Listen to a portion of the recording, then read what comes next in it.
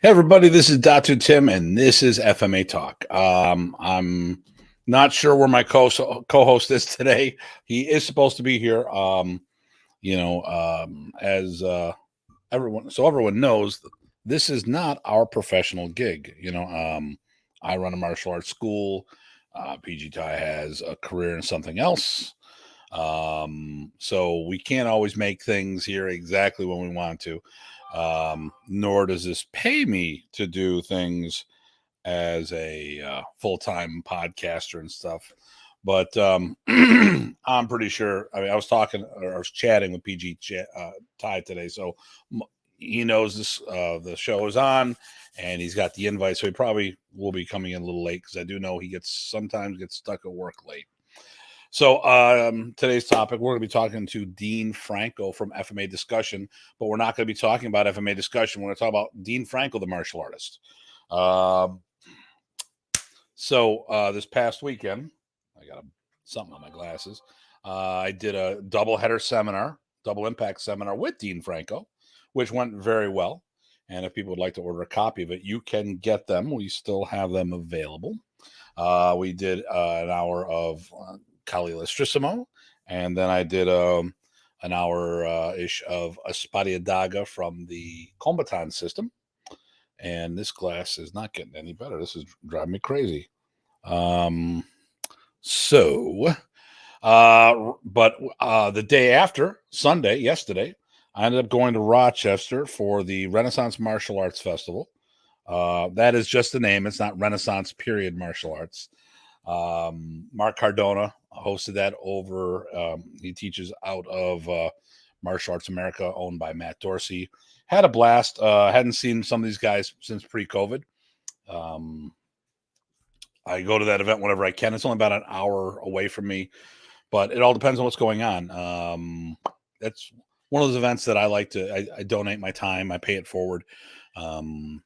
But if I've got a paying gig somewhere, obviously that takes priority because this is how I put food on the table for my family. But had a great time. They had a bunch of people show up teaching different systems. Everyone checked their egos at the door, and they even put up with me for an hour. I mean, of teaching. How can you go wrong there? And people started buying swords from me. So, not knowing where my co-host is, and I might make a phone call to find out. Actually, you know what I'm going to do? I'm going to call my co-host up, and then I'm going to bring today's guest on, which you all know. We all know and love Mr. Franco. But let's, as I do this on a regular basis, I end up calling the Ty. That's a funny story. Let's go here. I'm going to call him. I'll keep this away from you guys.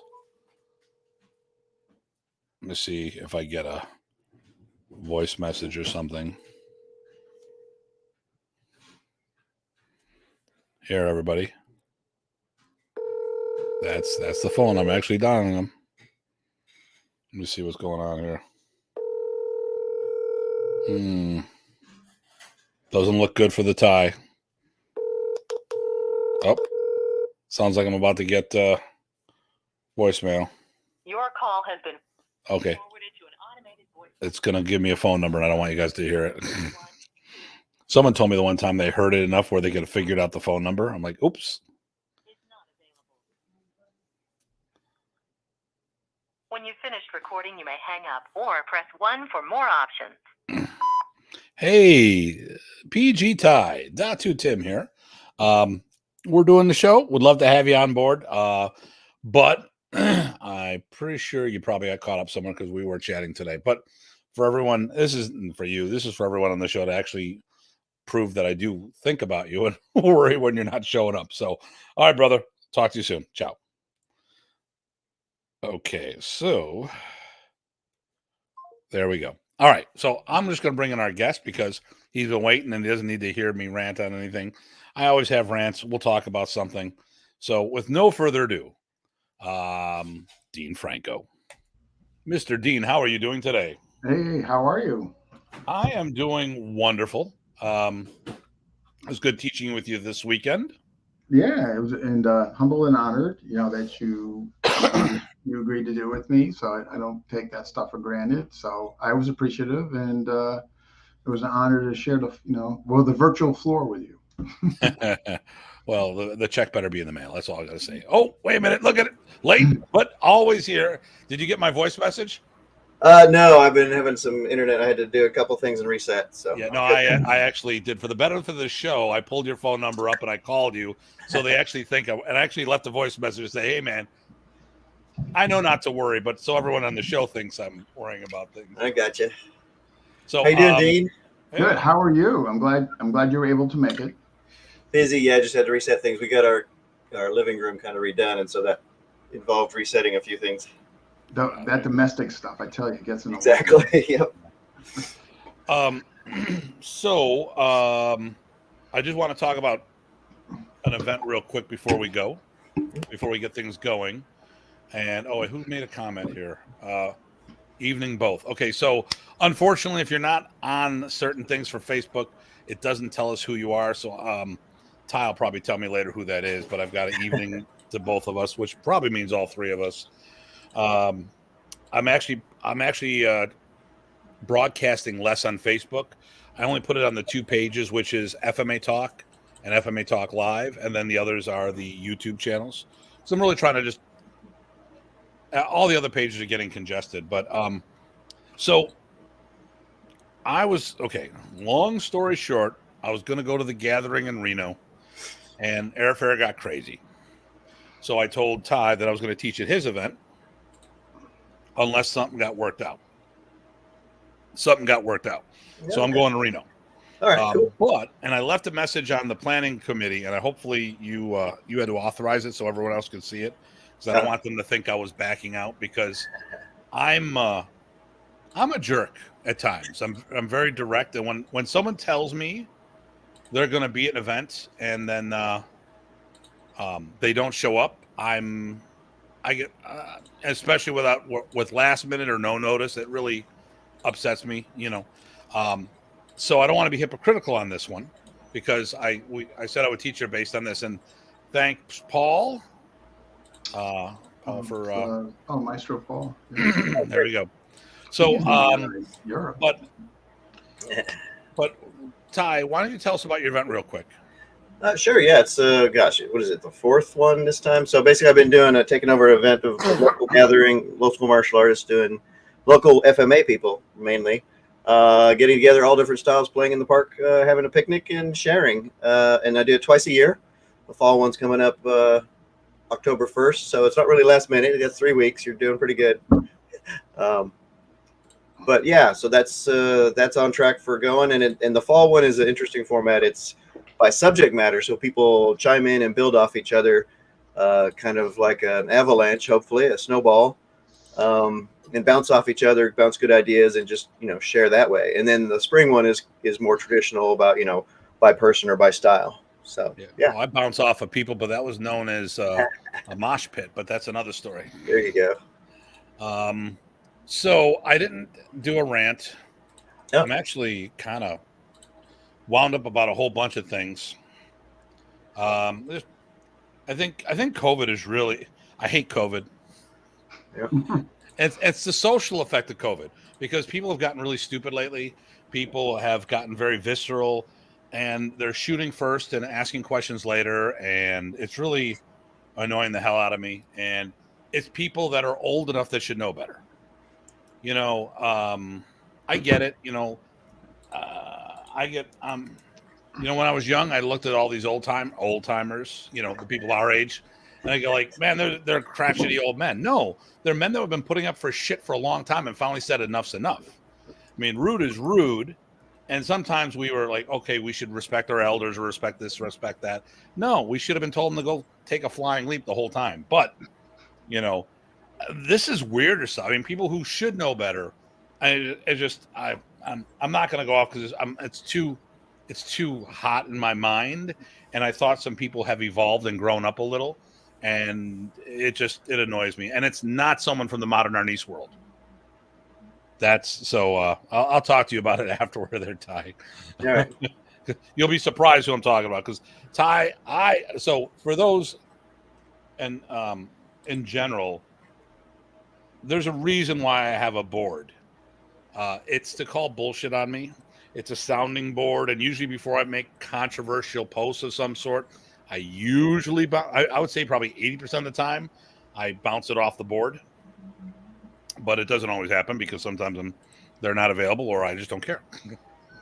But a lot of times I'll talk to Ty about something and go, hey, listen, is it me or? And a lot of times it's or, and it's not me. But every now and then he go like, Tim, I think it's you. I'm like, okay, good. That's my associates as well as my friends should never feel compromised. I mean, like that was my job around Remy. He would do stuff. I was a company man. In my opinion, a company man will follow the boss's orders, but are not afraid to tell the boss what they think. So Remy and I butted heads on a whole bunch of things. And it was always, listen, Remy, you're the boss. Whatever you say, I will follow, but I don't like this because of X, Y, and Z. Okay. Great. Well, to be fair, also, I should point out to people, so you're not always the bad guy. Sometimes I've gone to you and said, hey, wait a second, this is really bugging me. And am I wrong? Is it me or is it them? And sometimes you call me on the same thing. So it goes both ways. I should point that out. And real quick, for those who just turned in, next week's show has Grandmaster Renee Tungsten is going to be on. Mm-hmm. The week after that, some idiot named Tim Hartman is going to be on. And then hopefully the week after, the youngest modern Ernest black belt, Miss Shia. Nice. Wow. Who on our test, and Ty was there, she outperformed a bunch of the adults. So we'll talk about the whole thing about junior black belts versus adult black belts and all that other stuff. But that's not what we're going to hear about. We're all here about my main man, Dean Franco. And Ty, can you say it the Filipino way? Because I don't want to mispronunciate this. I don't know. It's pretty complicated. Dean Franco. No, it's got it. Dim Franco. Dim. Yeah, I Is said that like that. dim sung, but different? Dim, see my lips are together. Dim Franco. Dim Franco. Courteous of Paulo Rubio. Yeah. Paulo Rubio. Oh, you're your partner.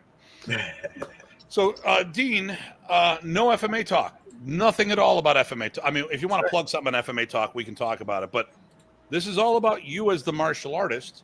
So we didn't send you the list, but you've seen enough of our shows. You know how we roll. Basically, it's a friendly interrogation. You know, it'll be, where were you on the 5th? Okay. That's right. I like being interrogated. So I'm going to start with the first question. When or how year and how did you start your martial art journey? So FMA or just in martial arts in general? Martial art journey. Actually, it was high school. There was Tang Soo Do, and there was a John. You had that back in the Renaissance era? Yeah. Actually, it was 82, 83, and it was like one night a week. It was Tang Soo Do. I really enjoyed it, but I think it either ended or I was going to, something happened. But so there was a gap of time where then I re-entered as a student when I was working, so early 90s. And again, it was kind of traditional arts. At that time in Connecticut, there was nothing as far as like the eclectics or anything like that. So what happened was I was doing that, and then I got my black belt in Taekwondo. And then at that time, UFC, well, the late 90s, I was playing around with some guys, and we were doing, but we had no idea about FMA on that. We were just playing around with, and it was basically edge weapons, knives, to be more specific.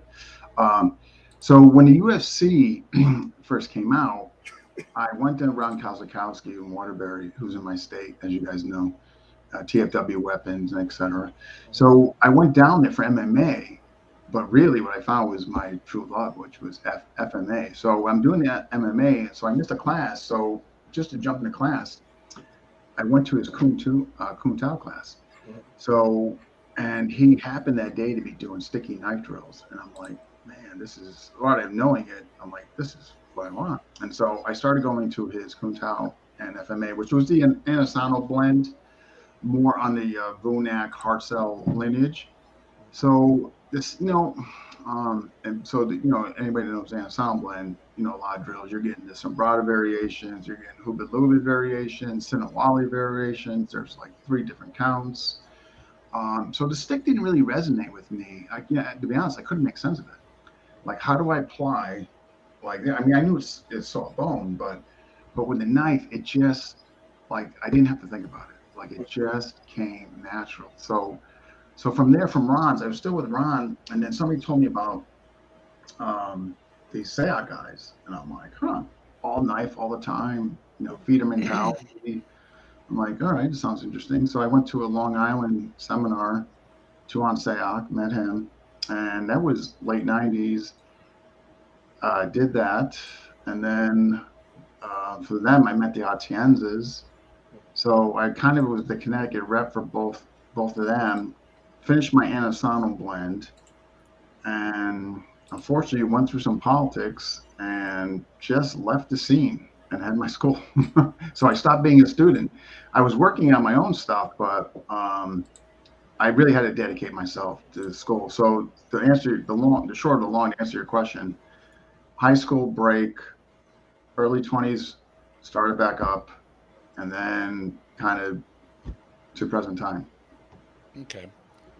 Okay, so Greg Hilt says hello, catching up with us from the dirty deep river. That's a Canadian thing.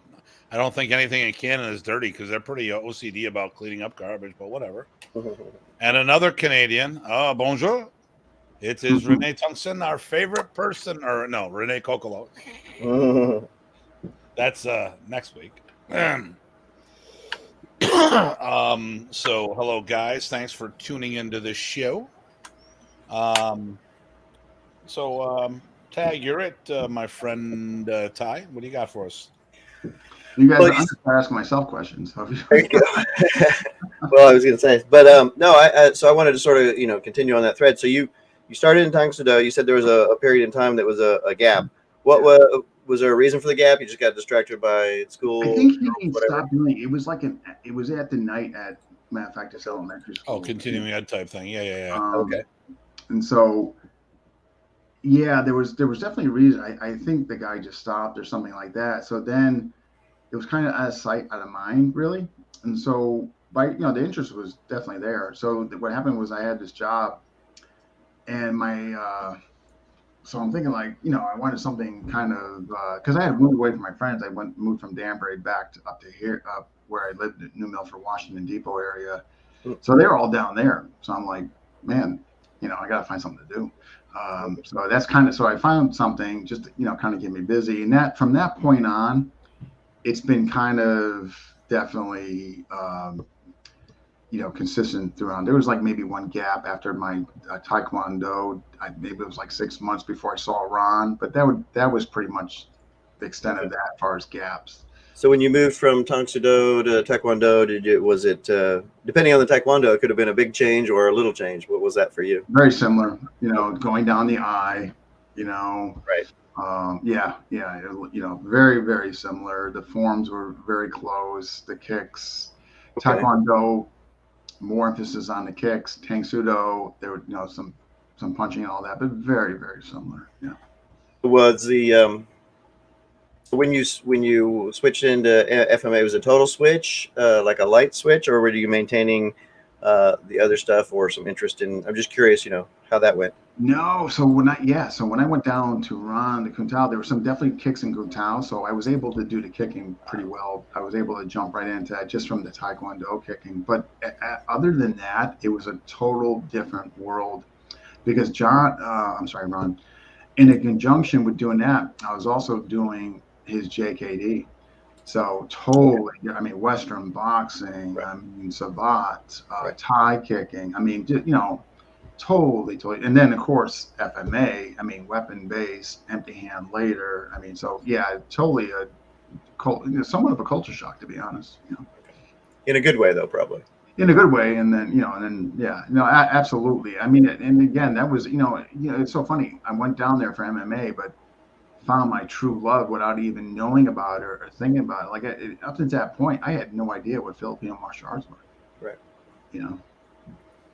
I think that's probably a pretty common experience when people get exposed to it. And I think the other common experience is that people find out that they really, really like it because it's pretty darn cool. Yeah, and again, I definitely gravitated. Like if you look at my journey, like far as the FMA systems, outside of the ensemble blend, it's all been edge, like say Atienzas.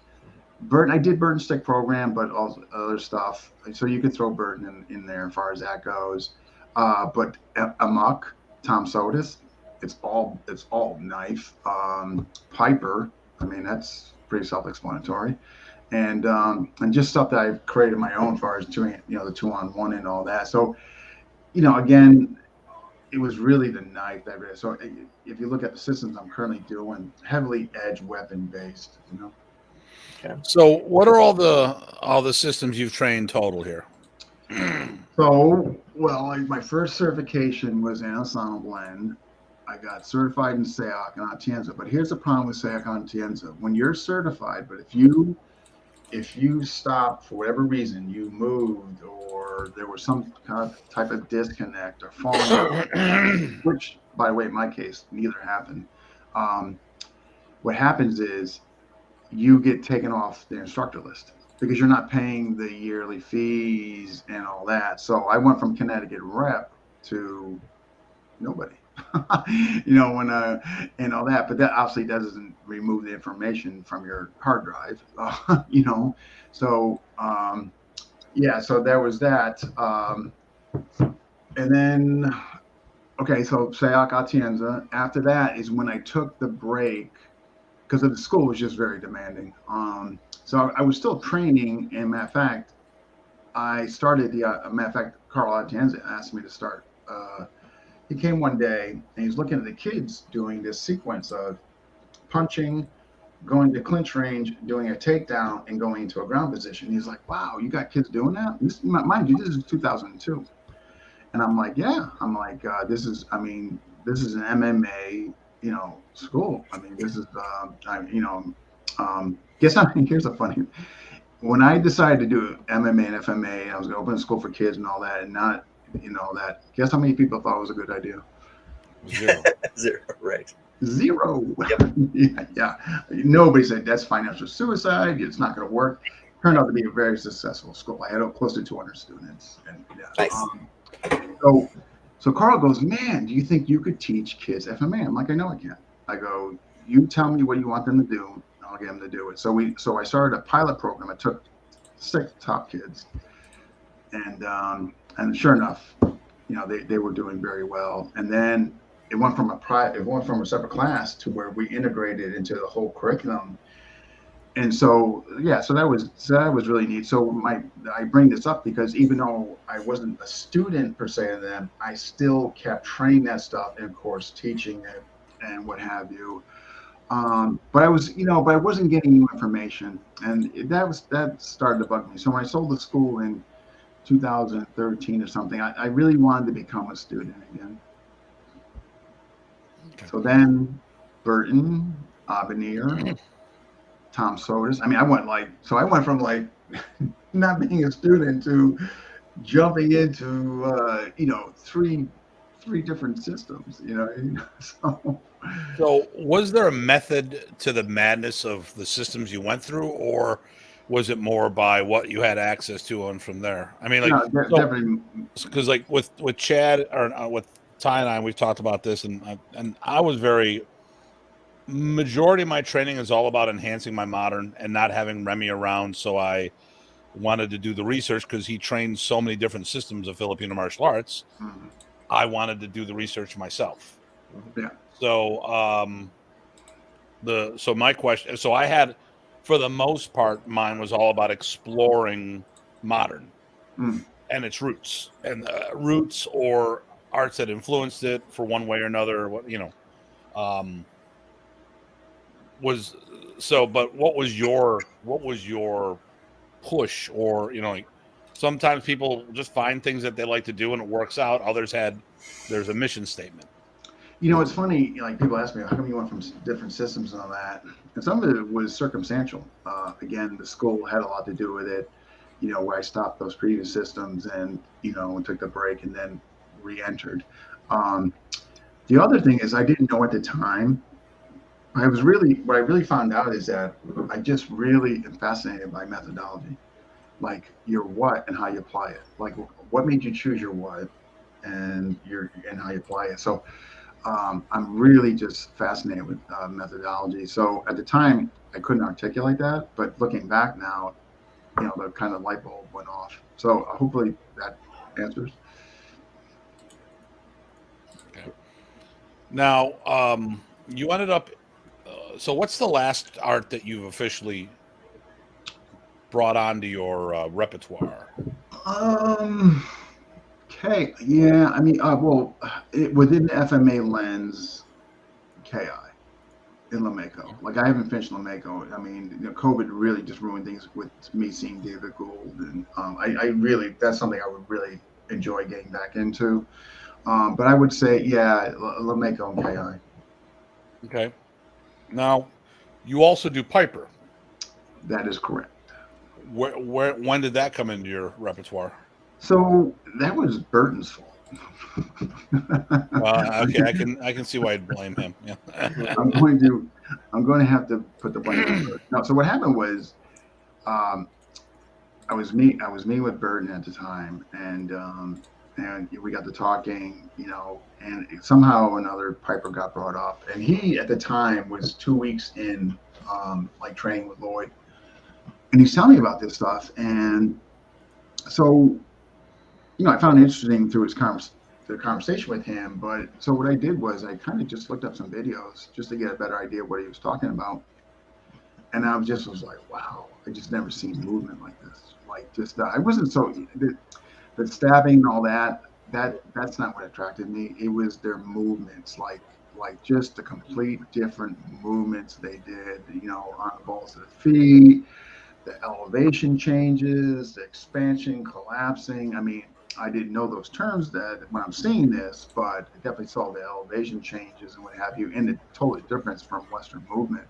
So I was just fascinated by the movement. So I, talked to Burton again, reached out to Lloyd, and that was, gosh, it's 2.5, 3 years ago, somewhere around there, and completely different, and all that. I'm not saying it's better than FMA.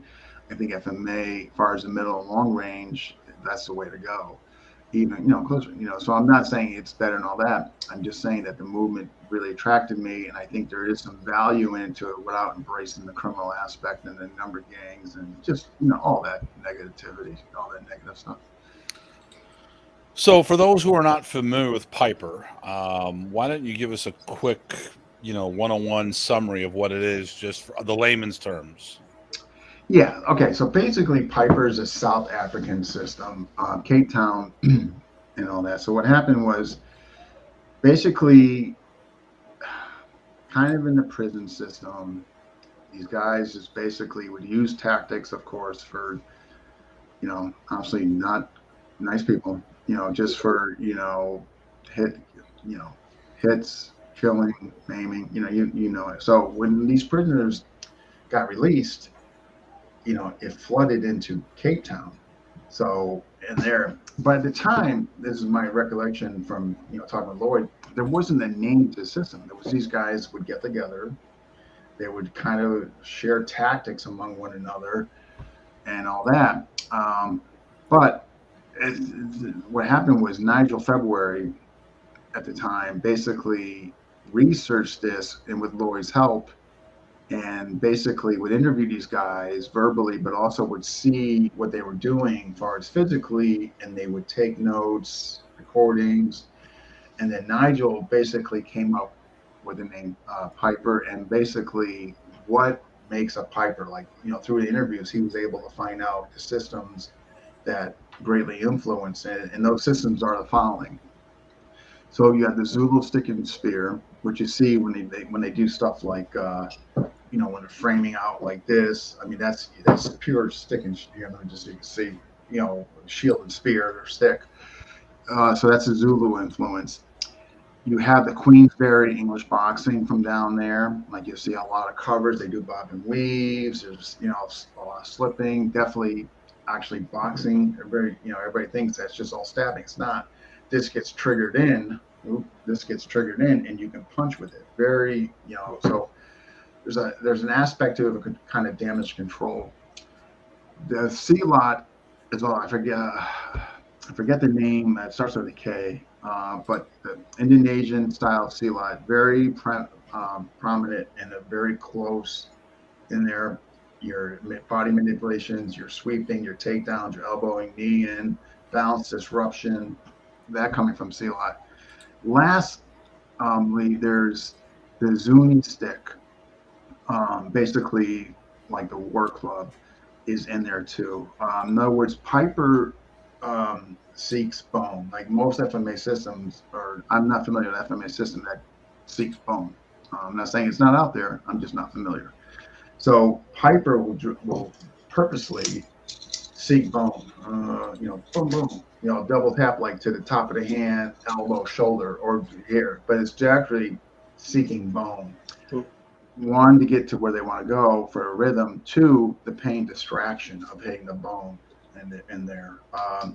So when you look at the methodology, what from face value from a far lens looks brutal, but if you invest time into the system and all that, you actually see like some sophistication and just ingenuity as far as what they kind of compile together from the influences of these different systems and stuff like that. Now, it has a bad name, and I think that's somewhat unfair, but I understand why it has a bad name. It has a bad name because it comes from a criminal system, and some people embrace that.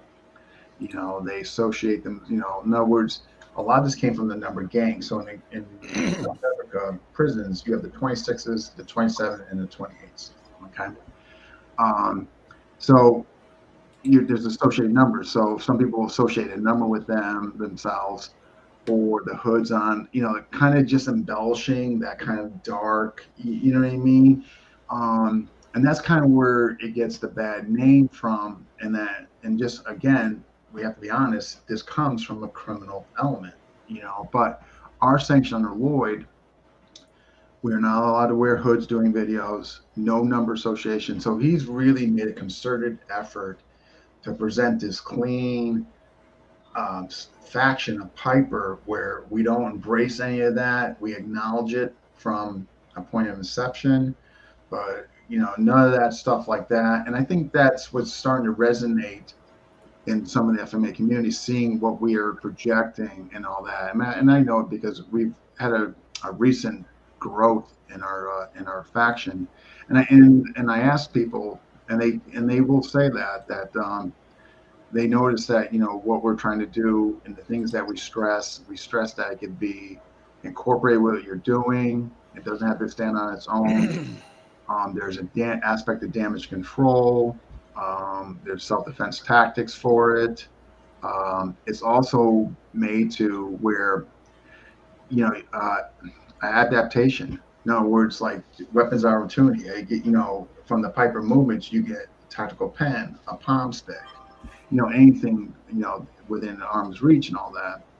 So those are some of the things as far as what make up Piper and what our philosophy is as far as, our approach and what we want the community to see us for, So, my question is, okay, so trying to phrase this in a better way. I'm going to go from the SAC side of things. What I saw from the outside looking in, there was a lot of blade against unarmed opponents.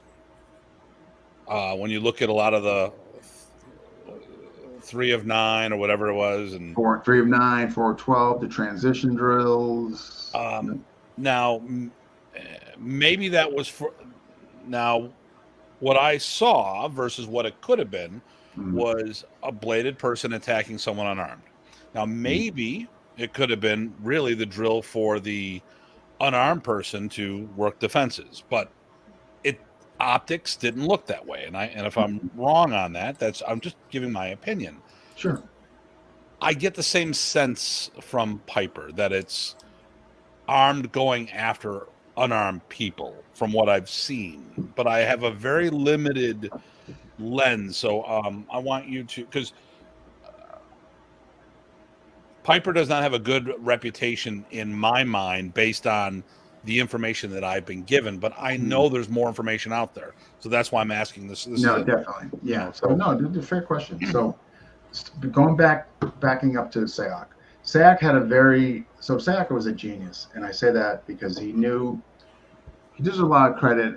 One, he used the term colleague, really focused on bringing edge weapons to the forefront in FMA and all that. And marketing genius, the rigs, the knives, the different lengths of knives, the incremental growth. I mean, just very well thought out.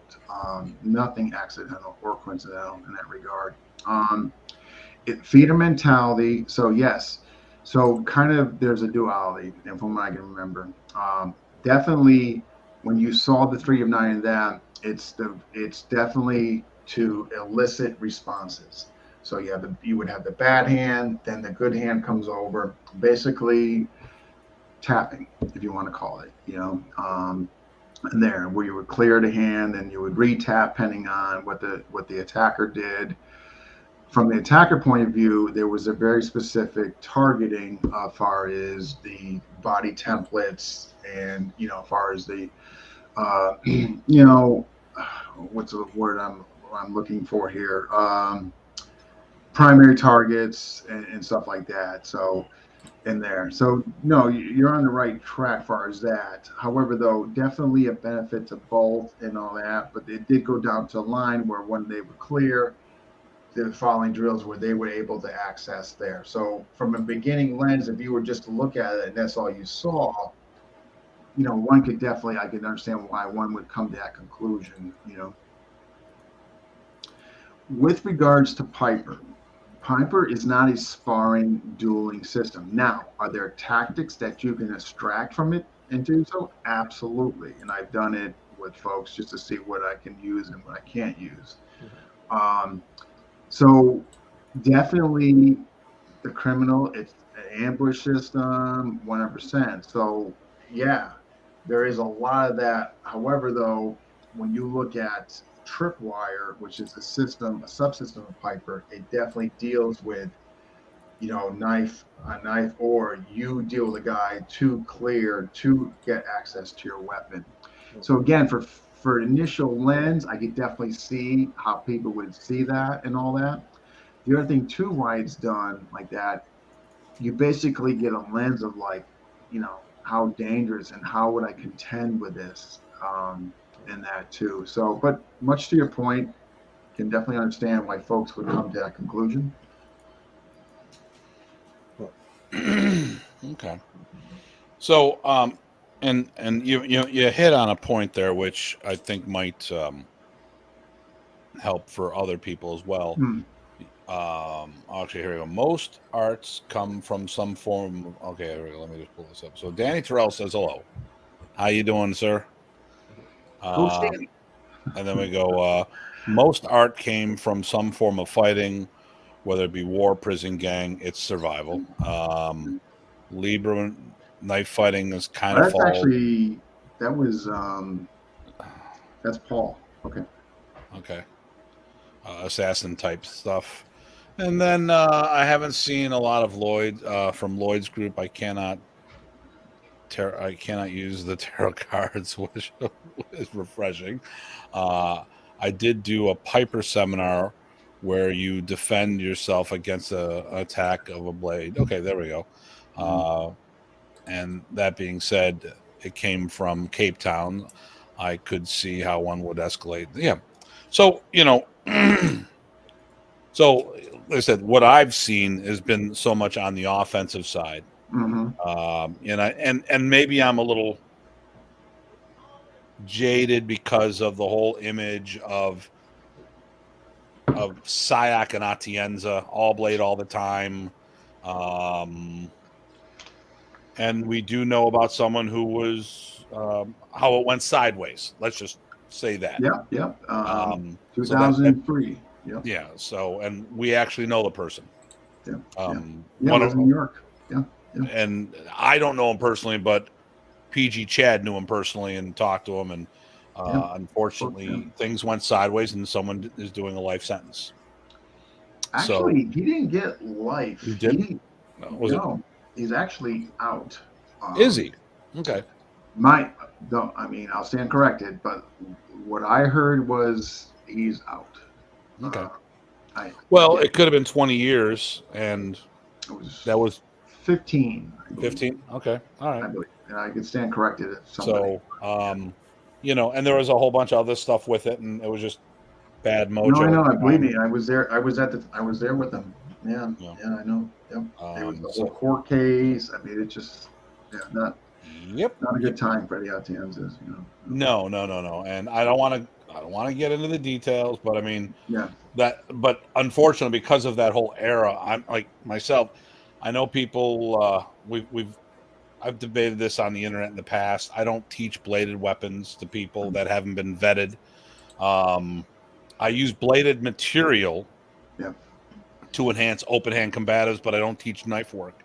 And I've had people argue with me, well, can't someone get behind the wheel of a car and kill somebody? I'm like, yeah, but a car isn't designed for that. When you put a blade in somebody's hand, their demeanor changes significantly. Just like we can talk about firearms. I'm not going to go down that path, but I know increasing age limits these days makes a lot of sense to me because of how immature people are these days. I don't think some kids should be even driving, let alone being. Not 16 years old. I'm not even saying 16 years old. There's people in their 20s that shouldn't be driving. Yeah. And then if you're not going to trust them with a vehicle, there's no way in hell I'd trust them with a firearm. Yeah, just back to your point on vetting, I just want to say something. I think that's an excellent point you brought up. In Piper, we vet the students. Matter of fact, before we accept the student, it is mandatory that who are they affiliated with? Do they come under a good instructor already and all that? In the beginning, we didn't have to really do that because it was me, Burton. Then there was people under me. So there was no issue there to vet there. Then there was people under Burton, no issue to vet there. So a lot of people that came in were known or had a good reputation. Now that's from your branch of the tree. Remember, there's other branches out there. Yeah, no, I can only speak from our faction, correct. So, but from our faction, we definitely, if it's somebody that we don't know and all that, and we've had that, and they turn out to be a good guy, absolutely, a phone call. I mean, we absolutely. So the vetting is very important, and it's something that we implement and really stick to. And it's and this goes, I mean, Piper, we make a point to do that, but just a knife in general, you just have to do that. Like, the worst phone calls you get, I want to learn knife fighting. Well, the one thing I liked what you said, and it ties into my Blintwalk training. I don't look at Blintwalk training as practical martial arts. I look at, all arts were modern at one time. But Blintwalk is dueling another trained fighter. Okay, when you're going to fight another trained fighter, 1% out of the population does martial arts, and the Filipino martial arts is 1% of that, which means 1 in 10,000. Yeah. For all intents and purposes, you're cosplaying when you're training like that. And like all of Filipino martial arts does this. Listen, I love my Blintwalk for what I'm about to say about it. But before I say that, the problem with the FMA industry, I think, is we do a lot of cosplaying or historical, like HEMA, which, you do HEMA, I do a little HEMA. HEMA's fun. Historical European martial arts. It's not about practical applications. Yeah. But what I love about doing my Blintwalk and all this other stuff is the attribute building, which I heard you talk about the Piper training. You mentioned the attributes. Which, it may not be practical. You do run the risk of teaching material that could be in the assassination type scenario or whatever. So that's a great question. And what I'm known for as a teacher in our faction is really focusing on turning this over, and you there again, boxing being very prevalent in Piper. So we literally have our 1, our 2, our 3, our 4. So I tell my students, I mean, like, okay, outside of somebody breaking your house and extreme potential harm to your family, if you're in Lowe's parking lot, you pull this out, you're probably the one that's going to jail. So we have strikes that target the legs and stuff like that, just with the specific intention of like doing what you need to do to just get out safe. But it's a tough thing. I mean, so I really stress like, hey, if you pull out, look at this. If you pull it out, look at maybe just we have a move called lock and drop, where you turn around, you're showing like you're moving exit, and you return, to the leg and all that. But the point I'm trying to make is there's not one of us in our faction that advocates like, yes, this is what you do. You go to town on them and with pin cushion. No, and somebody made a comment in the comment section about Libre. Well, let's talk about this here. I haven't seen anyone from Roy's group used. Okay, no, I'm sorry, wrong.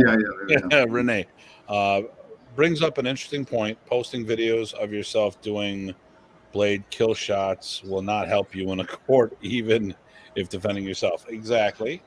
Okay, here we go. And weapons are for killing and causing great bodily damage. And as instructors, we have the responsibility as to who we teach and what we teach them. Exactly. And this is very, very, very good words. The thing is, I remember it was when I ran FMA Talk, the discussion group. We got in this whole thing, and I'm like, well, one, modern arnis has a blade element. I mean, Remy's father taught the guerrillas during World War II. What were they using? They weren't using hunks of rattan to defend themselves against armed Japanese soldiers. I hope they were using bladed weapons, and it's in the family system. And well, we had a discussion about that 2 days ago too. So about some things that may have led into and fed into other things. So,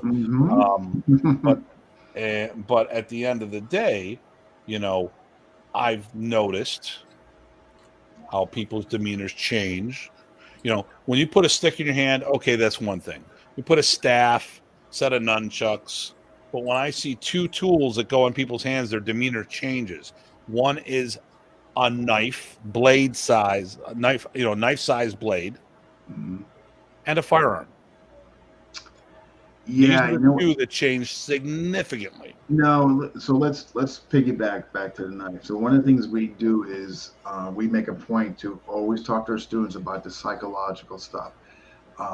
So we're very proactive, again, in the screening, the monitoring, seeing if our folks have, is there a shift in their behavior? Are they posting stuff that they should be posting? We run a very strict regimen. Matter of fact, I run the group.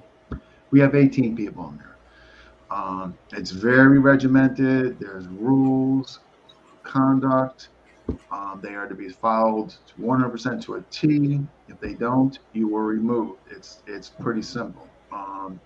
And it just makes for just good behavior and not having a loose cannon and somebody fall by the wayside and ending up in court and like that. So we're really diligent in that regard, more so than I think a lot of others. I got to be honest with you. So Renee wanted to know, did you train with Nigel by any chance? No, and I have utmost respect for Nigel. I really do. There's movements that Nigel does I'm an absolute fan of, and I have such admiration for his movement. But it's just, unfortunately, there's issues between the two factions. But I have nothing personally against Nigel, nothing at all. Matter of fact, admiration from outside looking in. Okay, cool. So, no, this is good, Okay, so we got that. So, have you ever competed? Have I what? Have you ever done competitions of sports? No, I did. We used to have knife tournaments at a school, whatever, and all that. But I did train with Mark Denny, but it just was like, it Well, was that's just not competition. That's just no. What I'm getting at though, he asked me, "Hey, look, I want you to do this and all that," but it was just the track. I just couldn't. I had little kids. It just so no. It's something I wanted to do, but but not in a competitive format. No. okay. Okay. Not even for yourself. When you say myself, Well, I mean, have you done it? Not necessarily your students, but I was talking in regards to me. Yeah. okay. All right. Yeah, I don't have the Okay. school anymore. And at the time when I had the school, finding other schools to do FMA tournaments with kids was non-existent in Connecticut. You know, Yeah. Well, I mean, just saying, maybe if you had traveled to a tournament for yourself, just in Mhm. general, Okay, cool. Boom. Have you? And we'll do some of the generic modern East questions we always ask. So, have you developed any instructors underneath you to like a next generation of teaching staff? Yes, when I had the school, yes. And now, but they all went up to college and they're doing their own thing. Actually, very successful. They're all doing incredibly well. So they did get their black belts of that. One is very high up in SAOC and still is. And so she graduated from me and kind of went with them and has been with them ever since. Okay, all right. So, with what you're teaching now, what No, do because you? I just started getting back into teaching. I just got back into teaching in 2014. So I've graduated a couple guys in Burton's system. Um, and I have a couple ranked in K under Brandon. So, but nobody other than Burton have graduated in Burton's programs. A couple in KI are, as far as are leveled, I should say. And a month they have to go through Tom. We bring them up right up to the instructorship. So depending on the system, it Mhm. kind of gets definitely graduated people a few levels in Piper. Okay, all right. So do you actually run the separate classes for separate systems that you're teaching, or do you rotate Yeah, through? Yeah. How do you do that when because you say you yeah, graduated people in different systems? yeah. That's a great question, and I absolutely do. Like, so, I don't have the school anymore, so really, all my students are private. So, I basically find out what they want. So, I have some people that really like Burton's programs. I have some that are doing like Piper. I have a couple that are doing KI. And that's pretty. I'm trying to think if I'm missing. Those three are predominantly where my students are in right now. Yeah, but definitely I keep them separate. Unless I do have one student. He's been in a couple of years, and he hasn't really decided like his lane yet. So which is fine. I mean, whatever makes him happy. So he's got like a little of this, a little of that, a little of that. But I think he's coming around to eventually choosing something. But yeah, but everybody else is pretty far as what they want and what they're going after. What about you? Are you what's next for you as far as styles? Is there anything that because you've been exposed to a lot of things, so you can imagine it? Wow, that sounds interesting. I want to train with that. Or have you said, hey, what happens if I don't do other things? Do I have enough to work on? Do I want to explore my own interpretation? No style. Not talking about that. But everybody develops their own way of expressing and using what they've been taught, and they go hopefully to that next evolution. So yeah, what's next for you? Yeah, definitely continue to refine in KI. Like that system just really resonates with me. I'm long, my arms, and just physically, I just love the system. I just love that the attribute development and that you can just constantly find just from finding the gaps and all that. So that is something I think I'll just do until I physically can't do it anymore. Um, far as in Ceylon, I definitely want to go a little further in Ceylon. I do like what I've done in C, so I definitely want to explore that more.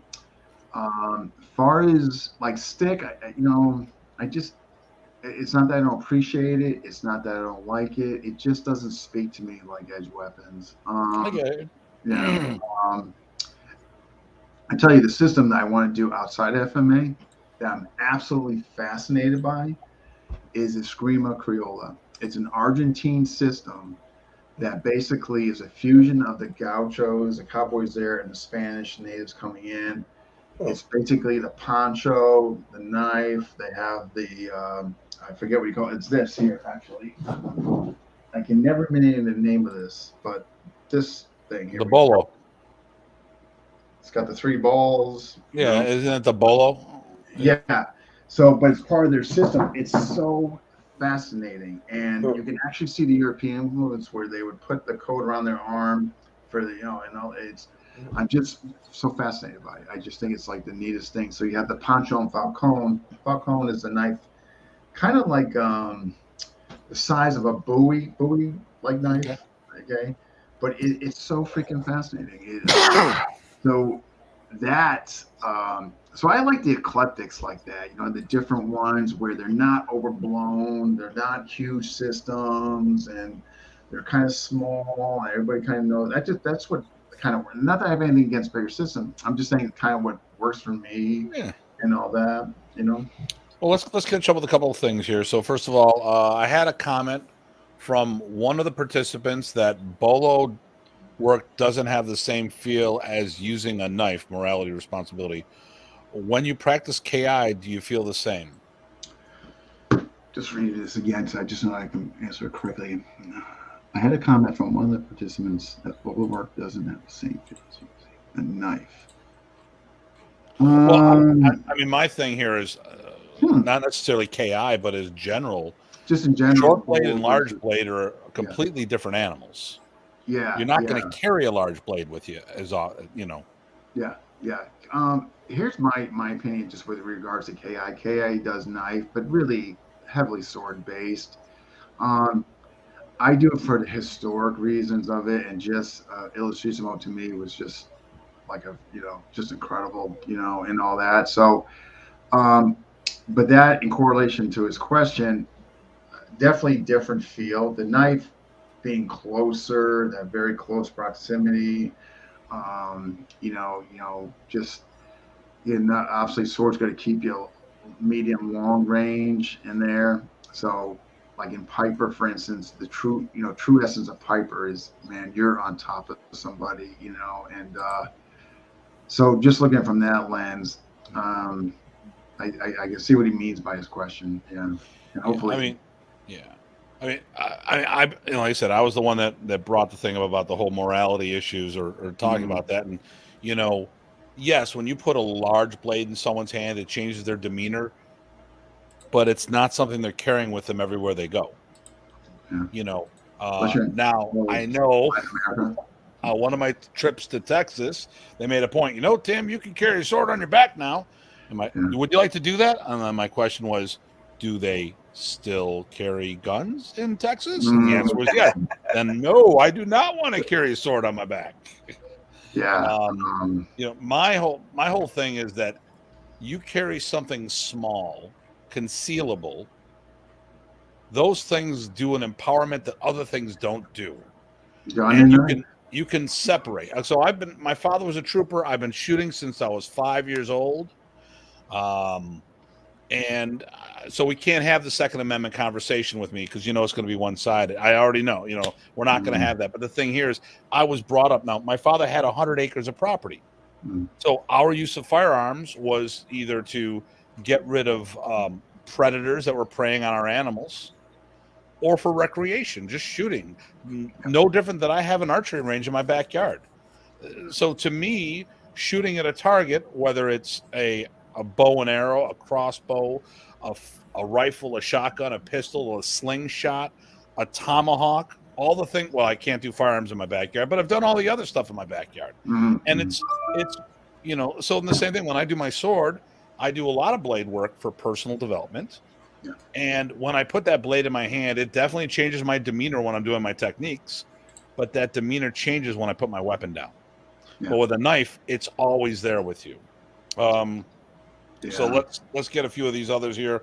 Craig Mason says hello. So we love Craig. The moldy cheese. I've been told I am like school in the summer, no class. Yes, you are classless there, moldy cheese. If you can pick up blending a style, what will it be on long range, mid range, and short range? I just want to make sure I'm under this. I'm If guessing you- this is from Paul. Yeah, if you can pick blending a style. If I could pick, KI for the long. I just think, the emphasis on finding the gaps before, during, after the traction, una pagata. So KI long. Mid range.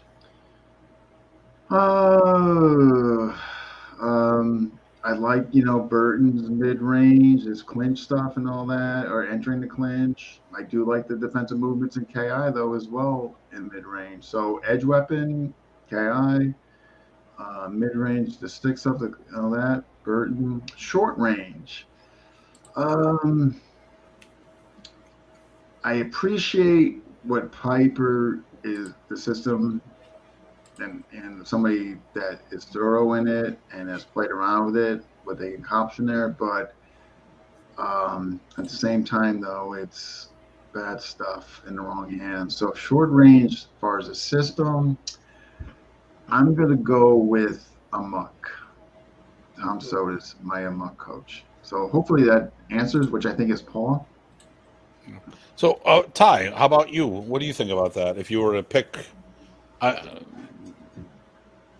my thing is pretty much the same for all of them, so I don't even bother. But I mean, I'll talk about different things. But go ahead. Where are you at? I'm going to answer the question the way I read it. So the question the way I read it was, if you were going to pick blending a style, where would you concentrate your emphasis, short, medium, or long? That's how I read it. Now, I might. Okay. So in my case, I might be much my predilection or my previous training or just feeling professor, but I really, not that he's a short range specialist, but I really like the short range. I like to be in there in the midst, dominating and controlling things from the axis, right, rather than from the peripheral. Because then people can move around, and I don't want to have to do that. So that's my preference. But I think modern covers that for me, so I think that answers it probably the way Datu would as well. But do you want to try that version as well, Dean? So okay. So if you pick blending a style, long range. You like long range? I really do, because you can, the distance, the legality, the damage control. I mean, once you go beyond hand, you know what I mean? Now you're accessing center, vital targets and all that. So yeah, definitely long range for me. Yeah. As a matter of fact, I emphasize keeping with my students, like keeping even Piper with the picks on. I give, so yeah, long range for me. So I'm going to go a different route. So I like long and short range, but I go with the mindset from a practical sense. And once again, not cosplaying. Most likely, we're not going to have the ability to or the justification to deploy a weapon.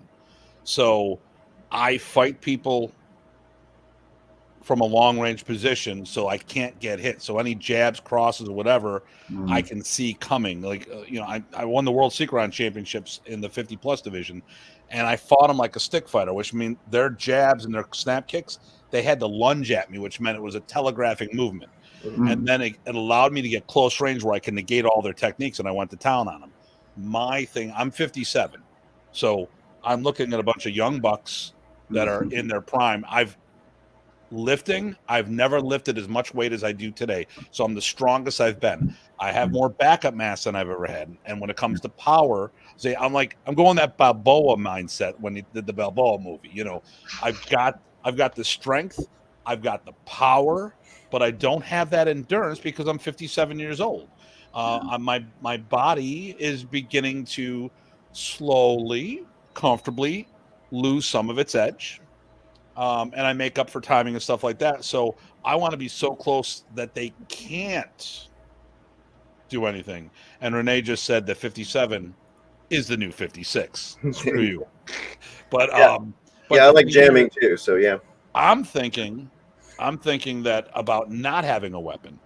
Mm. So because once this was one of my rants this weekend at the Renaissance Festival. Mhm. As martial artists, we have to stop cosplaying because I've had road rage situations where I was going to go hands on and I wasn't grabbing for my knife. Matter of fact, there was no justification from the knife. And there was a guy that was smaller, younger than me. I stood my ground, and when he came around the car and got within 10 feet of me and I didn't flinch, he backpedaled, got in the car, and said a few racial slurs in my general direction. That's fine because he wanted to see me blink and I wasn't going to. And this was a young buck, probably in his 20s, maybe his 30s, all put together, wearing the tight shirt, see all the muscles. I'm like, that's fine. I'm going to be on your face. I'm going to bite your throat out. I'm going from a whole nother mindset because it wasn't about protecting me. It was about protecting Janice. So I had a whole nother mindset because like when I lay hands on someone, I'm not going to be doing it for my own personal protection. It'll be for the protection of the people around me. And then Papa Bear kicks in. And I don't know what's going to happen. And I'm not trying to say I'm some badass, but if I'm going down and taking a piece with me, but I try to stay away from that. So I got to get woosah here. I got to calm down. But the thing here is that when I go with the mindset that I'm not going to have that weapon on me. And Ty and I work in the academies periodically, and they have a whole use of force curriculum, use of force continuum that they have to follow. And we have, as civilians, we have our own that's not taught, but there's that level of expectation. And as martial artists, we have less we have less rights than everyone around us, which is bullshit. They hold us at this level. You're martial artists. Your hands are lethal weapons. No, I've actually had a martial artist call me up and say, my hands are registered with the FBI. I go, you're full of shit. No, we really had to do it. You're full of shit. Because I've had FBI try that on you. Yeah, oh my God. He's trying to he's calling my school telling me this stuff. I'm like, guy, what drugs are you on? Share a little. I mean, come on. But okay, I gotta calm down. So yeah, don't get yourself all worked up. Well, that's the stuff. Okay, so my favorite blade is Wesley. Yeah. Nice. We got it.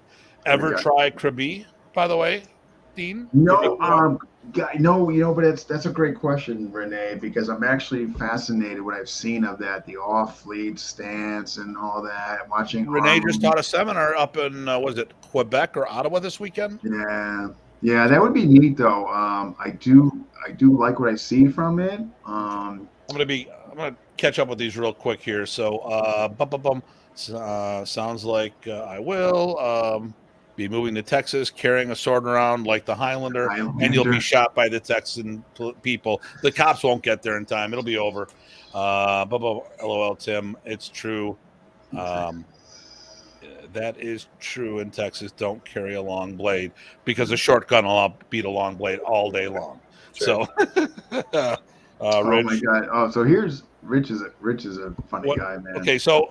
What's your dream guest? Not that we were going to talk about the show because Rich, and this is not about FMA discussion. It's about Dean the martial artist. Yeah, but I don't mind just answering this. Yeah, but it's a good question. Yeah. So Rich, my dream guest. Not so much dream for me, but just for the community. I really wanted Peachy to come on for because her being construed or considered as a matriarch of the females in FMA, I thought it'd be really nice for her to come on and show her presence and get more females to see that. So not so much dream for me, but for the greater good of the female aspect in FMA. So that's one of the dream guests. Next dream guest, David Gould. I just think what he has to offer and his attribute development, he just incredible. And he's probably, if I had to pick one person for a dream guest, it would definitely be him. One, we don't get a lot of Mako exposure. We've had Felix before he passed away, thank God. Roger. Other than that, though, it's just been tough getting LeMaco folks on. And Dave, to me, is one of those premier guys. Trade with him. Shoot him when he's still alive over there. Obviously, PJ Edgar. He was one of his students for years. Ricketts. So, who else? There's two. What about Guru Dan? Yeah, I mean, absolutely. But, I don't, because I just think it's just so far out of the realm just based on the fact that even trying to get Diane on was just like not happening. And You didn't get her on? No, I had Ron Blicky. Was that because of her schedule? Ron quoted just no, the contractually speaking, because of her movie stuff and all that. I guess there was just issues with that. It was what he told me. Okay, well, I mean, no, I'm 100%. So, okay. And Dan, from what I understand, and again, don't quote me on this. It's just what was shared with me. I guess Paula kind of just is not allowing him to do that or doesn't want him to do that is what was shared with me. I don't know if that's true. Again, that's just what was shared with me. I'm not saying that's the case. All right. So let's get to this one right here. I meant all three styles, but good answers. I prefer long, now, and mid. Okay, cool. Then we had the 57 is the new 56. And then as martial artists, we need to stop telling each other sparring is fighting. Right on, Renee. Well, and that's oh my God. Well, and let's take it another level. For all you modern Arnese people out there, because I'm gonna call you on this, and then I'm gonna call on everybody here. So for modern Arnese people, next time you say tappy sparring, no, it was originally called semi-sparring because it was a drill, and sparring is two people standing across from each other, no interaction until someone gets hit. That's interaction. If you see Karate Kid, let's go with Cobra Kai with gloves and helmets, because it would never be legal. And that's the only downside about Cobra Kai and Karate Kid. That teen division would never happen because they don't do bare knuckle unless you're doing Kyokushinkai Karate, which that was not it. But sparring is sparring, fighting is fighting. There's a difference, okay, and here we go. Someone's agreeing with me, so hey, I'm definitely going to show this one, unless I don't like it afterwards. Correct, I agree with Tim and Worry. I have now there's tons of people learning takedowns and getting up along might be a problem. Okay. Yeah, if you don't know how to stand from the ground. Yep. Yeah, I mean, to me, they are learned it, but just having hopefully take down the fences and when I bite throats out, I prefer barbecue sauce. I like the spicy barbecue. Sometimes the honey barbecue. Yeah, hot sauce is good too. Yep. When I was younger, short range and banging was fun. Yeah. Oh hell yeah. Let me see. Registered for the FBI for other reasons. It's a different list. Yeah, for other reasons. So here we go. So Danny is 10 years older than Ty and I. So at 67, I'm close to type movements negates their movements and power. Yep. That's what I'm resonating with, Danny. Yep.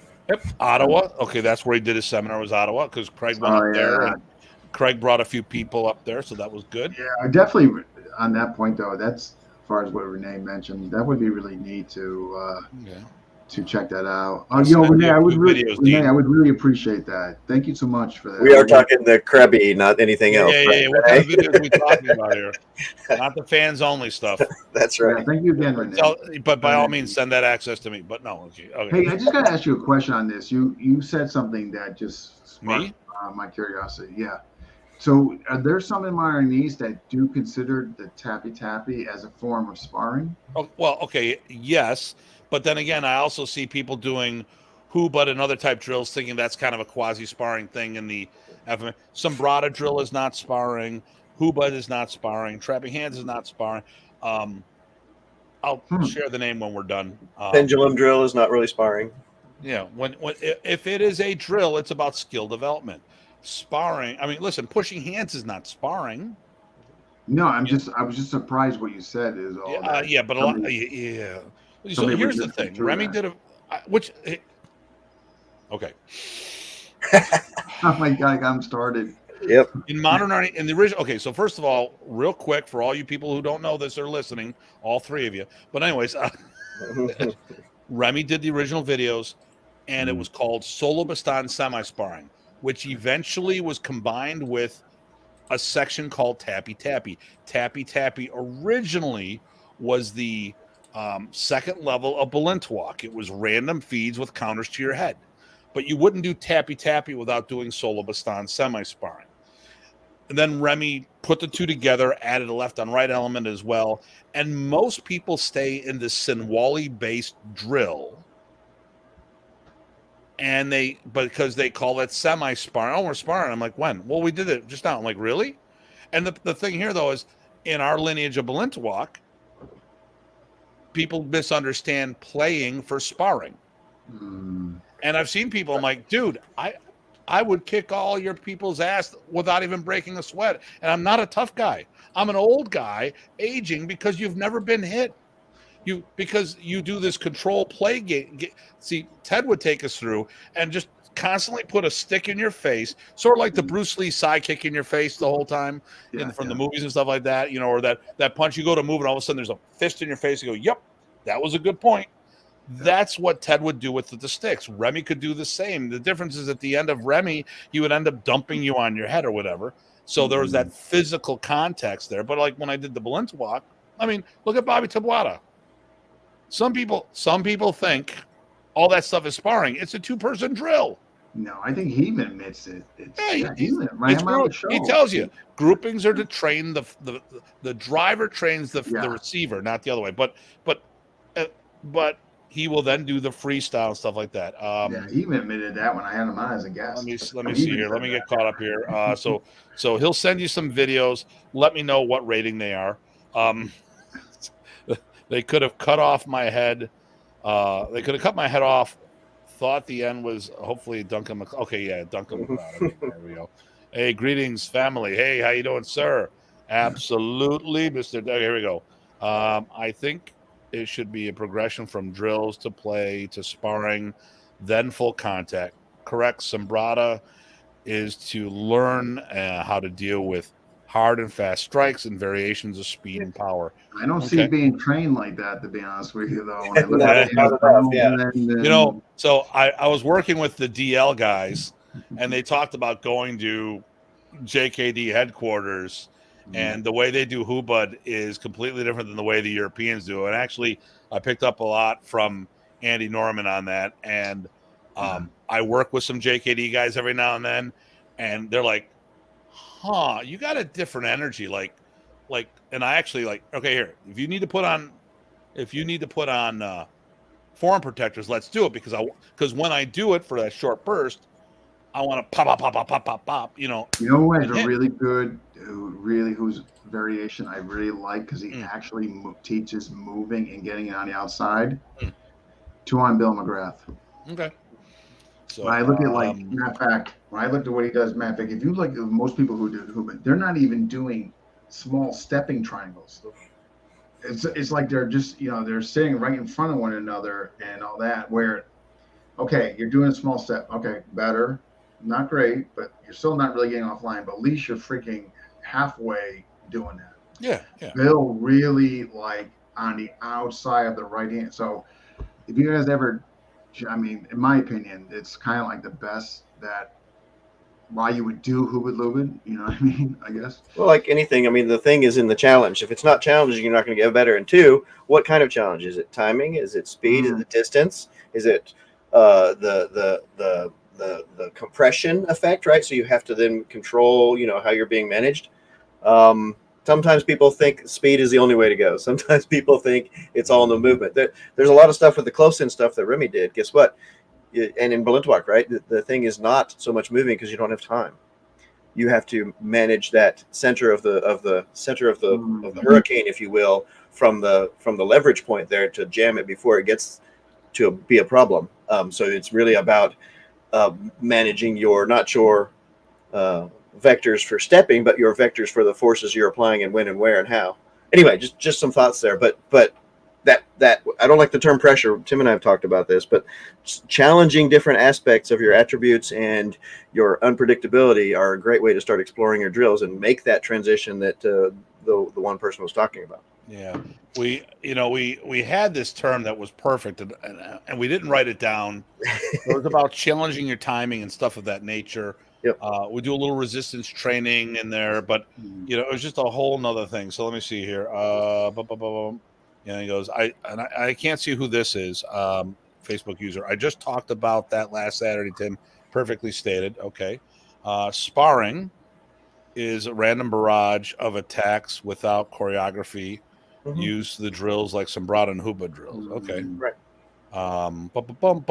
Unfortunately, most are drillers. Yep. And they are training. Okay, and they live their training as drilling. They never move into sparring or practicality. It's a good chunk of the FMA community. And then good flow of topics. Okay, thanks. So, my whole thing, listen, there's martial art, there's martial sport, there's martial combat. All of these can, and there's subdivisions, because if we talk about martial combat, let's talk about martial combat. We'll talk about two right off the bat. There's historical and then modern. So most of what I see in the FMA industry is historical combat that has no relevance in the real world. Okay.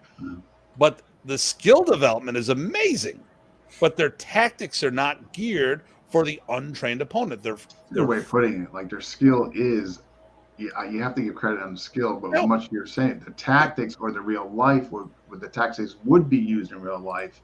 Yeah, that's why I like talking to Jared Wahangi. I mean, when he and I were in Vegas recently, he was at the Maya show teaching, and it wasn't much time, but I really liked his approach, because he and I were saying a lot of the same things differently, and I picked a few things up from him, and he shared, so I learned, and I'm putting it in my repertoire.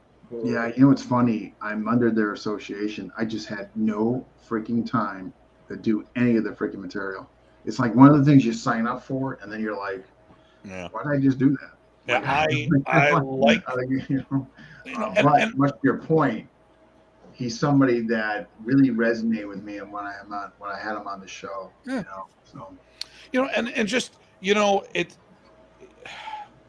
he's done it for real. And the problem here is, like, I was teaching at the Gathering, which I'm going to be teaching again in October.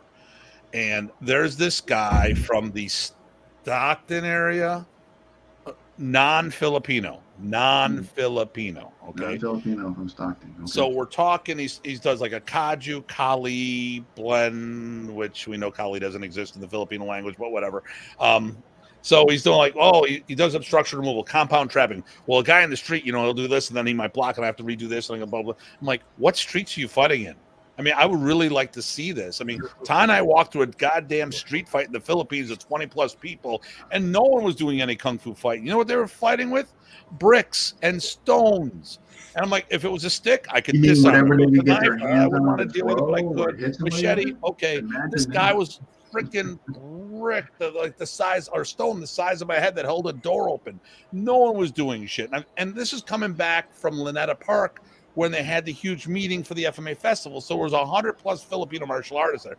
So I guess all the people who know FMA were in Lynetta Park, and everyone else was fighting in the streets.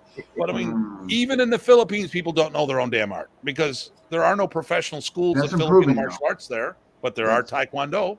Yeah, slowly improving though, but due to Renee Thompson's efforts, which you'll hear when he gets on the show. Okay, so I gotta calm down here. So okay, here we go. So sparring should be limited gear.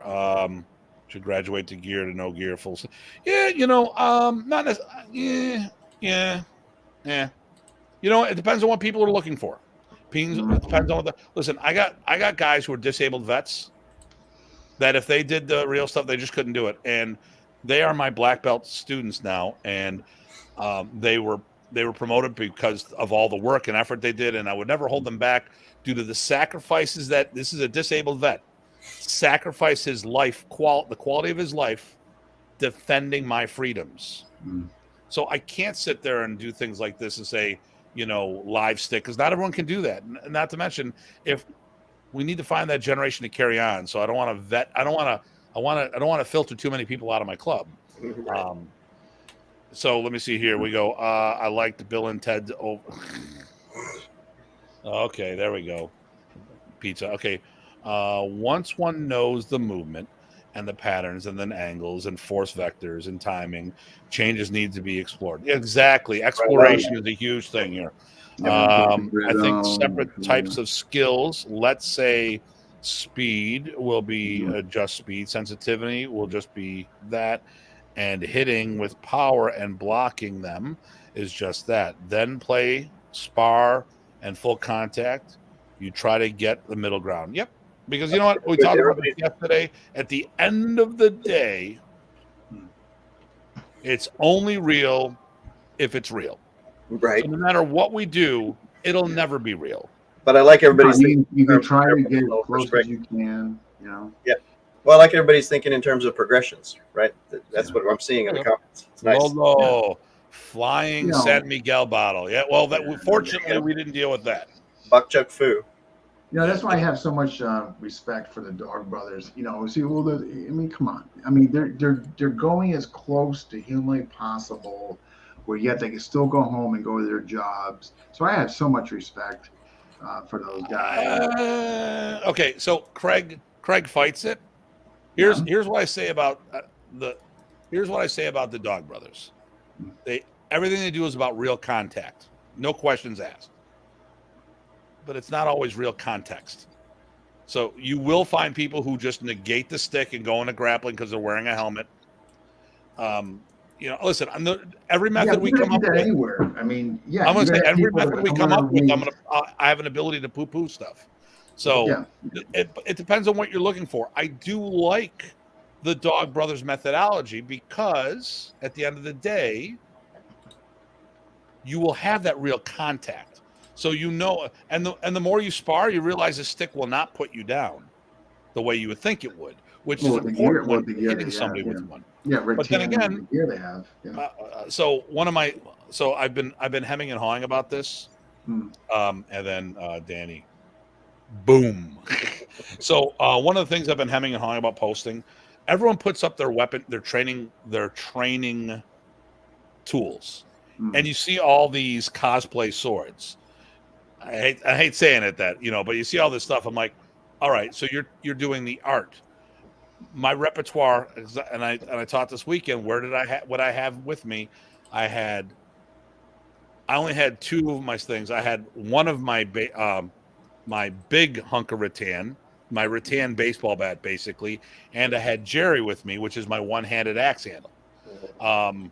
And I used it in class. I used it while I was teaching. I had people use it against me because the thing here, the problem with what we do, if we're talking about real, rattan is not real. Rattan is a safe training substitute to make sure that if we do get clipped. One of my guys recently got popped in the face, busted him right open, blood everywhere. He was happy he didn't like getting cut, but it was like, that was a pretty hard hit. Yeah. And it didn't knock me out. I'm so much better now. Okay. Mm-hmm. But had it been when he first started training, it would have probably crushed him. Not that he developed this conditioning to get punched in the face with a stick. It was just the fact that overall his conditioning has increased where he could take shots better, and it didn't let him affect him mentally as much as some people, especially looking at the blood. I'm like, shit, I'm gonna have to clean this up. No, I got that. Let's get you bandaged. And it's like, are you bleeding? No, it's sweat. But let's get you bandaged and back in there. Yeah, let's hear your goals for the next 90 days, 6 months, and 3 years. Okay. A good question. Very good question. Was that for me? That's Moldy. Okay. So the serious question. Yeah, no, it was actually. So he said 90 days was the first part, right? Yep. 90, then 6 months, then 3 years. This is you, the martial artist. Yeah. Yeah, so my goals for the first 90 days is get some things, the other modules done in Piper. We have some separate modules coming out. In other words, people just acknowledge Piper for the knife, which definitely is the main module.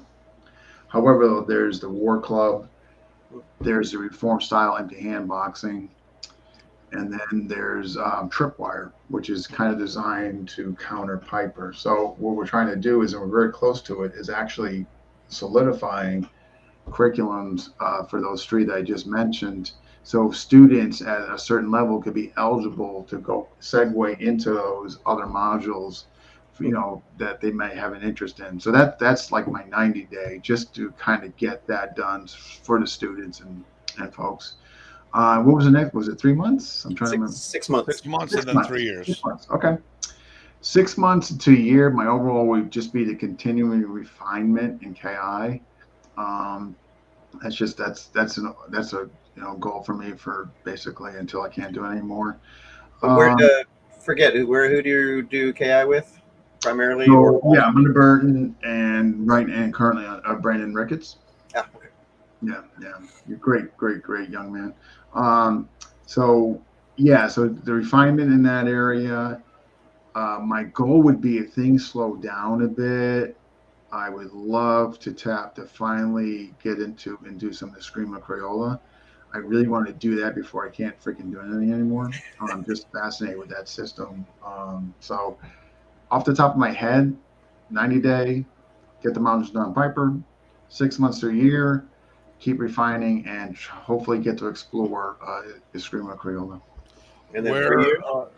Have you found an outlet for that? Yeah, there's a couple people. One, of course, there's and his name is escaping me, of course, who actually lives in Argentina. Really nice man. I had him on the show actually sometime over a year or so ago. There is another guy who lives in Costa Rica, who was in Canada, the rep there. He's down there. I'm in touch with him. Actually, Darren Friesen. I don't know if you guys are familiar with Darren. Really bright guy. Wrote a couple here. You guys might want to pick up these books. They're let me just grab them. I could just find them. But here we go. This is one book. Mind Scoping Coaching. Ooh, there we go. Right there. Coach. Yeah, Darren Friesen. So I've had him on the show and all that. Really, just smart guy.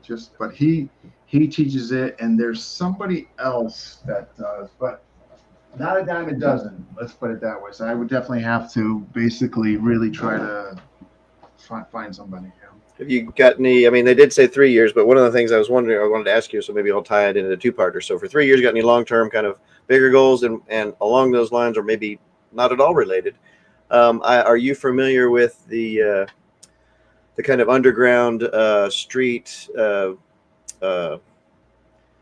of old-fashioned Italian knife styles? There's a few of those dueling knife background styles, and have those been any interest to you? I did have Danilo on Rossi, and Okay. And his movement is just, it's like poetry in motion. They're very flamboyant and all that, but he makes it look good, and he does it well within the confines of the system. So definitely I've heard some about that. Then you have the Sicilian stick and knife in there. Yeah, absolutely. It's just something about that poncho and dagger, man. I just got to I want that poncho. Sure. Did you watch spaghetti westerns when you were a kid? Yeah, I don't know what it is, but when I did the SCA fighting, we dressed the parts, and a lot of guys like doing sword and cape. Yep.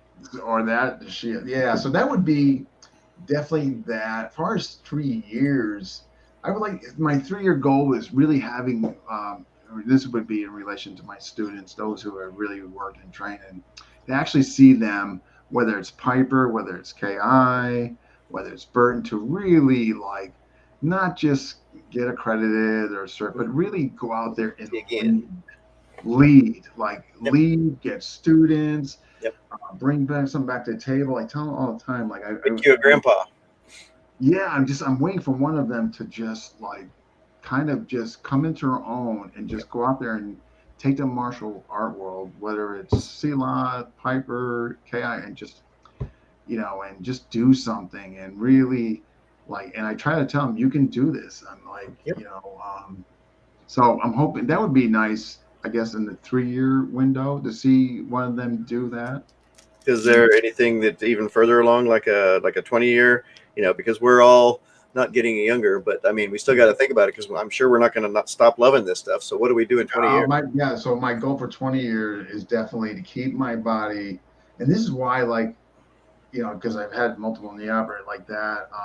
Exactly, like I'm just done with injuries, man. Martial art injuries, 9 left hip replacement, 9 knee. Like I'm done. Like I don't want to hear freaking like a torn this or like that. So I want to be able to continue. I want to be able to do what I love and continue to refine. I want to, when you see those old masters in the park and all that, and they're doing in their twilight years, and I mean, I want to be able to do that. I want to be broken up and down, and So with that being said, I'm very particular now, like what I do and I don't do. Like I still do grappling for maintenance, clinch, takedown defense for maintenance, but I tell you, I don't do it nowhere the frequency I used to do it because I want to stay like healthy. I don't want to be freaking injured anymore. My 40s was spent. So let's get caught up here. So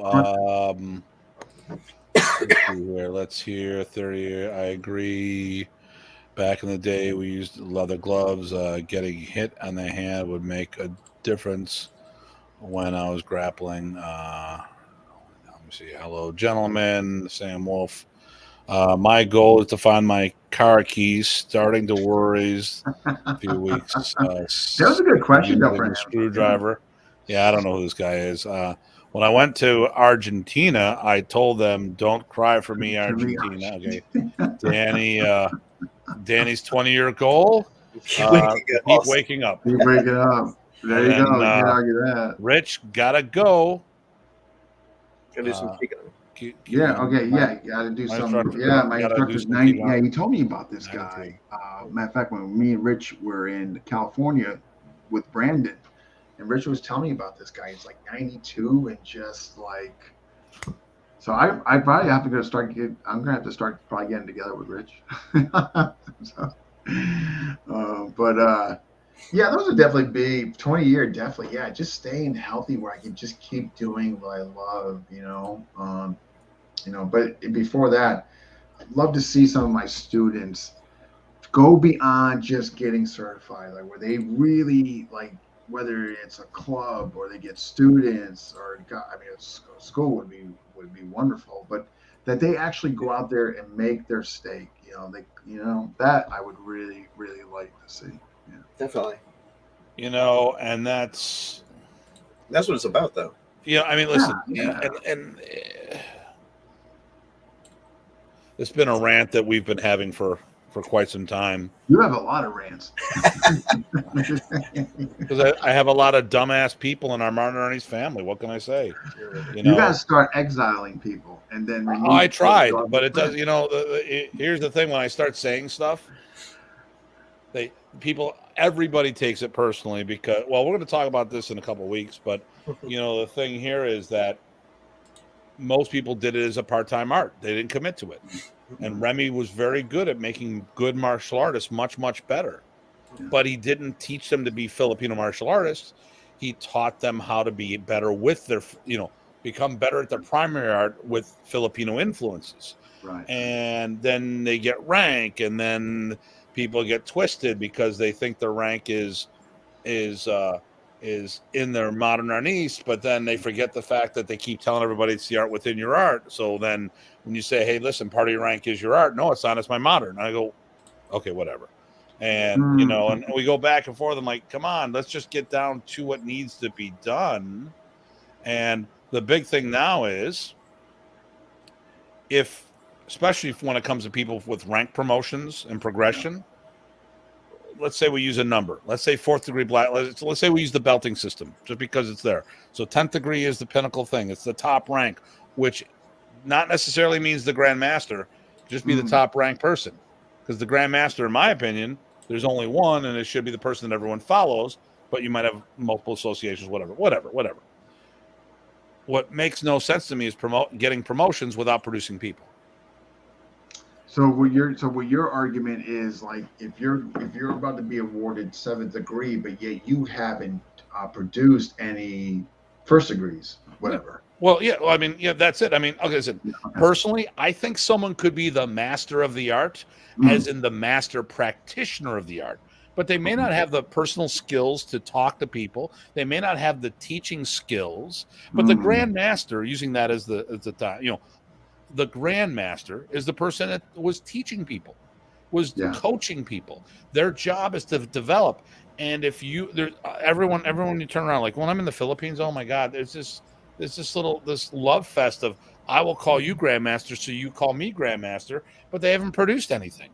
And we're in the States, and I'm seeing the same damn thing. I'm like, how can you be a master if you haven't produced the equivalent of an instructor? How could you be a grandmaster if you haven't produced a master? So, like, we've got people who are walking around with grandmaster titles in modern arnis, or the equivalent thereof, and never produced any black belts. I'm like, come on, stop it, just stop. Okay, it. but is your argument does it go across the board beyond modern arnis, regardless? Oh hell yeah!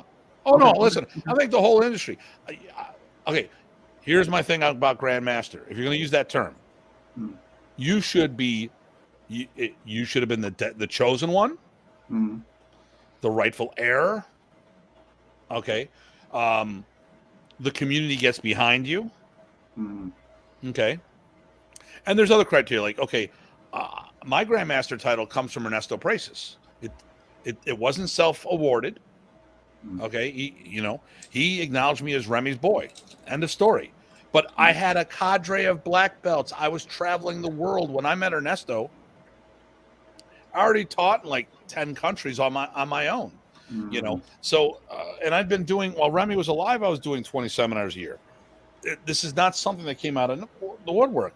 But the thing here is, I hold that criteria about all systems. I mean, I understand Doce Pares, they have the family and it's all this other stuff. Okay, maybe it's keep the family on. Okay, all right, that could be an exception. But modern, there was only one. Khalil Estrissimo. Okay.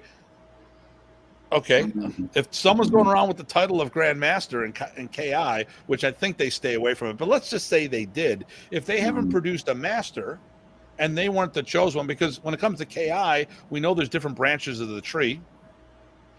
Okay. So was Grandmaster Diego, or no, was Tony Diego considered a Grandmaster? So my understanding is, and again, is that those titles were given to them. They didn't self-seek them. They were just kind of, because when you look at, so let's just look at the 5 quote unquote 5 pillars. So before they came to the Estrissimo, they all had previous training, well within, and deep for that matter, depending on what they did. So I think the term, when they were awarded GM, I think as an overall encompassing term for everything they did, it was never explained to me, they're a GM within KI. Like, for instance, if you look at Edgar Salute, I mean, he was PG. Edgar never got the title GM. You know what I mean? So I think it's a combination of factors. But the way, again, to reiterate, it wasn't based on just KI. Is how it was construed to me. Let me ask you this. I'm just here to Ty. So what's your opinion on this, Ty? Okay, Ty, what about just a master? So not a GM, a master. Like, so I don't know, 4th, 5th degree, I guess, whatever. If they don't produce, like what Tim is saying, what's your opinion on that? So for me, master is a teacher of teachers, and a proven one, right? So in other words, the teachers you're teaching have to have students. So if there are teachers teaching students that are going to you to get their chops improved, then you might be considered a master. But it's not going to be guaranteed. But that's sort of how I look at it philosophically. In some styles, they take and define it as a certain rank. Okay, that's fine. But in my mind, I come from it from again, the sort of old school. What does it mean? What problems is trying to solve? What is it for? Right? Is it just a collection of titles that doesn't mean anything? You might as well be called, handkerchief. Doesn't really matter, right? But what are you doing? So to me, then it goes to master instructor. Now you could be a master tradesman, right? What does that mean? That means probably you're one, ready, good. Two, you may or may not be training journeymen. So that would go again to teaching teachers, teaching people that are doing the craft. So that's my philosophy in a short nutshell. But I think we've talked about this before. Yeah. I was just curious. It's funny. I never thought about that. But you know what though? For the first time, I'm actually seeing your guys' point. My whole thing with when people were awarded master GM, I always thought it was predicated on their ability, definitely to relay information, but also their skill set. You know, movement kind of speaking for itself, what have you. But I never thought about in the lens of, oh, hey, do they have a student body? Have they promoted black belts? Do they have a following? How are they perceived in the community? Do they lead the community within their respects of their discipline or style? So I'm definitely understanding and seeing that. Well, the other part of that is the understanding, I think, because you can be the skilled, So is your person who is the top Olympic performer at X, are they the person you want to learn from? Maybe, maybe not. It depends, right? Do they know all that you would want to know if you're going to take it for wherever direction you want to take this endeavor into?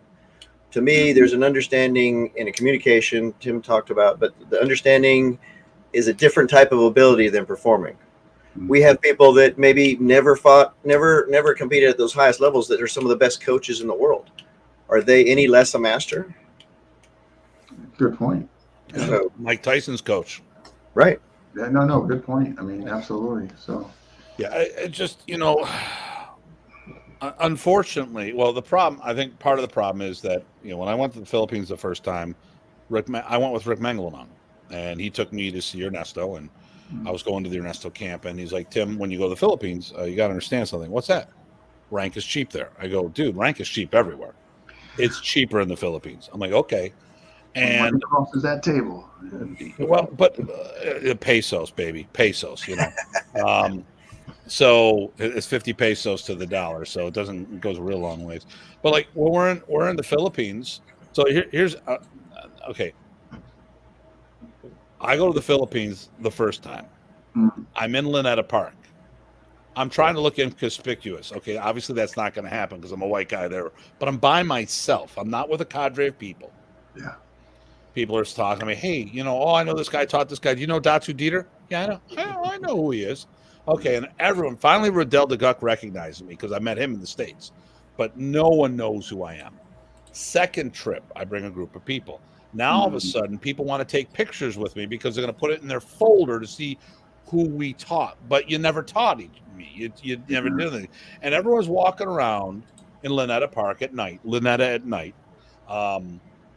and it's just everyone's claiming to be grandmaster, whatever. So then they give out these titles themselves to the Americans, and they have no clue what the value is and all this other stuff and the criteria. And and I see I see people in my own town becoming grandmasters, and I ask the question, why? Grandmaster shouldn't be this status. It's the grandmaster. See, that's why I never want master before my name. I don't even like Gould. I was born Dean Franco. I'm Dean Franco. Okay, so, I don't want but I see your point. I mean, right? What was my name? Well, okay, what was the name we settled on, and then what was the name I wanted at the last event I taught at your place? Yeah. Me? Yeah, no. What was my name? How was I on the flyer, and what did I want to use? Yeah, I asked people, because it's a multi-style thing. Everybody got different ranks and things. I said, hey, do you want to use your name? If you want to use your ranks, let me know what you want, and I'll put you on that way. Because I'm going to trust you to, be whatever it is that you are. And so a bunch of people answered, and most people were pretty informal, which is cool because that's what our gathering is like. Tim goes, he wanted to be the wizard. Well, I said Tim Hartman, and then Tim Hartman first, right? I said the mighty wizard Tim because the mighty wizard Python. But we're in Virginia. There may have been a clan. The Grand Wizard. Yes, exactly. Yes. So we didn't do that. I looked at the one flyer that particular year. Everybody had a title except for me because I just said Tim Hartman. I said, no, we should put the Mighty Wizard Tim, because but a lot of people don't get Mighty Python, so it's better off. But I mean, I can't tell you how many times Ty and I have gone to teach at events, and you got all these people that say this, that, and the other thing. You go, my name's Tim Hartman. I do Filipino martial arts. Ty says, my name's Tye Botting. I do Filipino martial arts. And I'd rather be judged on. I mean, look, I'm all about being judged what I'm doing on the floor. I'm not scared to teach in front of anybody. I'm not scared to teach with anybody. I mean, you can talk about the top tier, whatever you consider the top tier guy is. I'll match them. I have no problem, because I know I could do a good job at my craft, and if I taught with certain people, would I be a little nervous? Sure, because if I get in front of certain people, there's extra opportunities that I may not have happened, and so I want to make sure I give a good impression. But I mean, I taught tours with Bobby Tabuada. I've taught with Bobby Tabuada a whole bunch of times.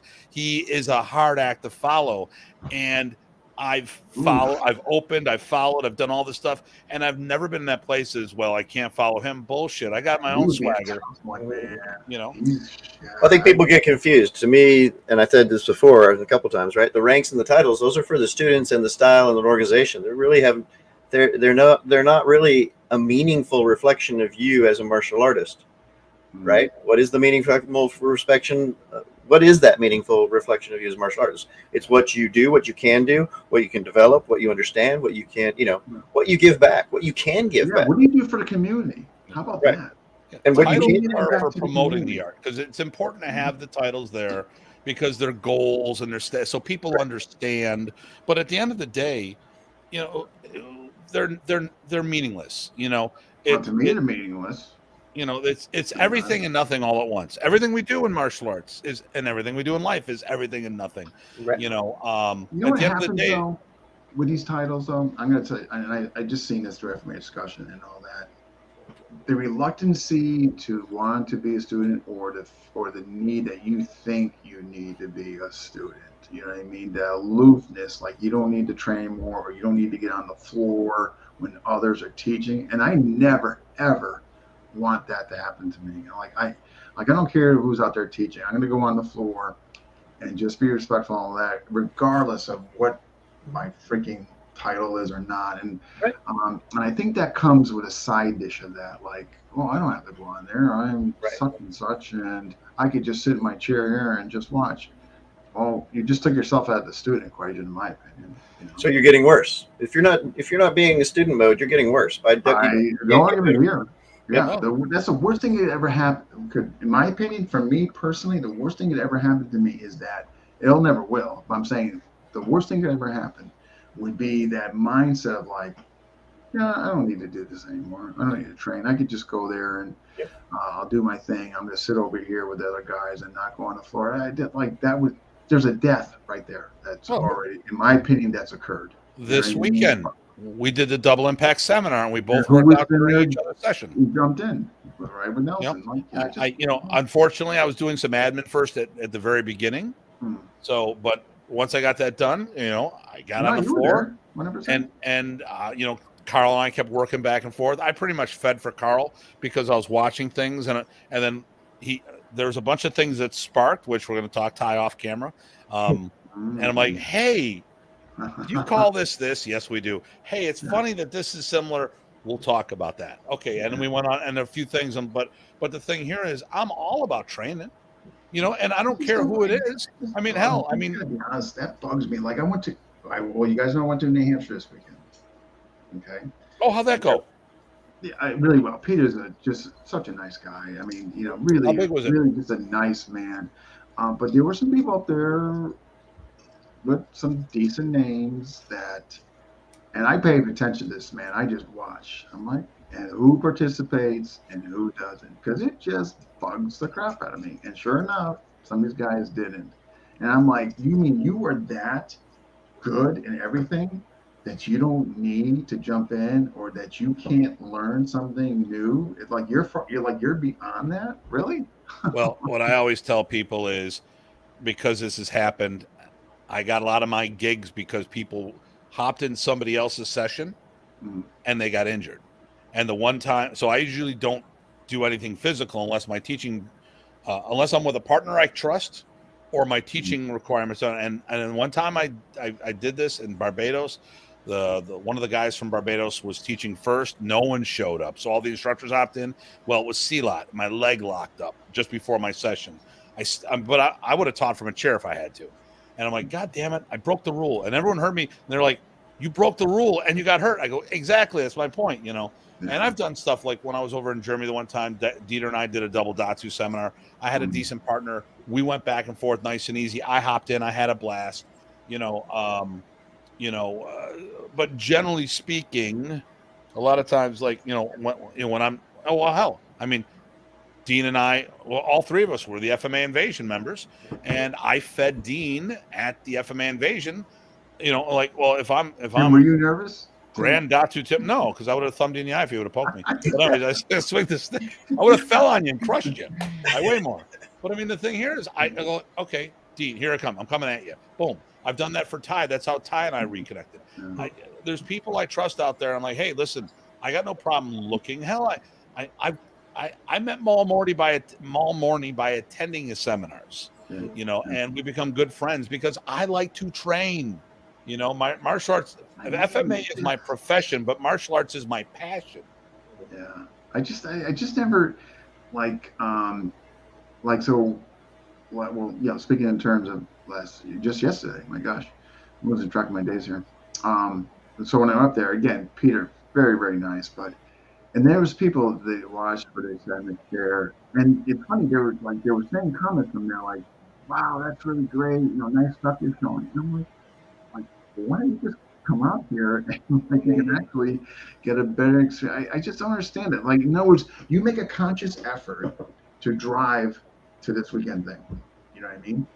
And so you make this choice of not to take advantage of it all. I jumped in a Wing Chun class. I'm like, so what happened was I got off to a little late start on Sunday.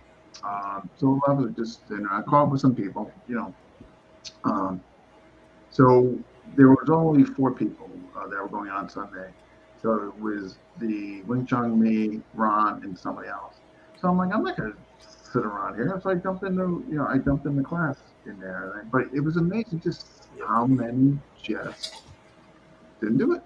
Well, there's another aspect to that too, is that, and people maybe don't realize this, maybe they think it doesn't happen, but what happens? It's, you're setting an example. People notice, the other attendees notice, the other teachers notice. Oh, yeah. And it's factored into future considerations. Put it that way. You know what? Because there was one person who didn't jump in with mine, but yet wants me to host him for a seminar. There you go. Hey, by the way, is Shashir on your show right now? I think Tom Pena did the test run with him today. I don't know. I'm looking at him like that looks a lot like Shashir. It's definitely him. But I thought today was the test run. Okay. And tomorrow is the episode. I think I'm like losing. Cool. I just wanted to see if you had any photos from the event on your Facebook page. I saw you with Ron and. So Peter posted. He had something really nice. He said Peter posted something with me, Ron, in there, and I think Ron's wife also I think might have posted the same picture. Yeah, she posted the photo and tagged you in it. Like it was nice to see Ron. Like I hadn't seen Ron, I think it was since like 2018. And so it was nice to see him, catch up with him and that. But really nice. I mean, everybody was really nice. It's really pretty phenomenal what he does up there every year. It's basically his place, his yard. He's got the dojo up above the garage and stuff. So up there in New Hampshire, I mean, you want to just talk about it's so far away. He's invited me up there multiple times, but for you, how long is it for you? I haven't been there, but I know when I go to well, he's like Boston, right?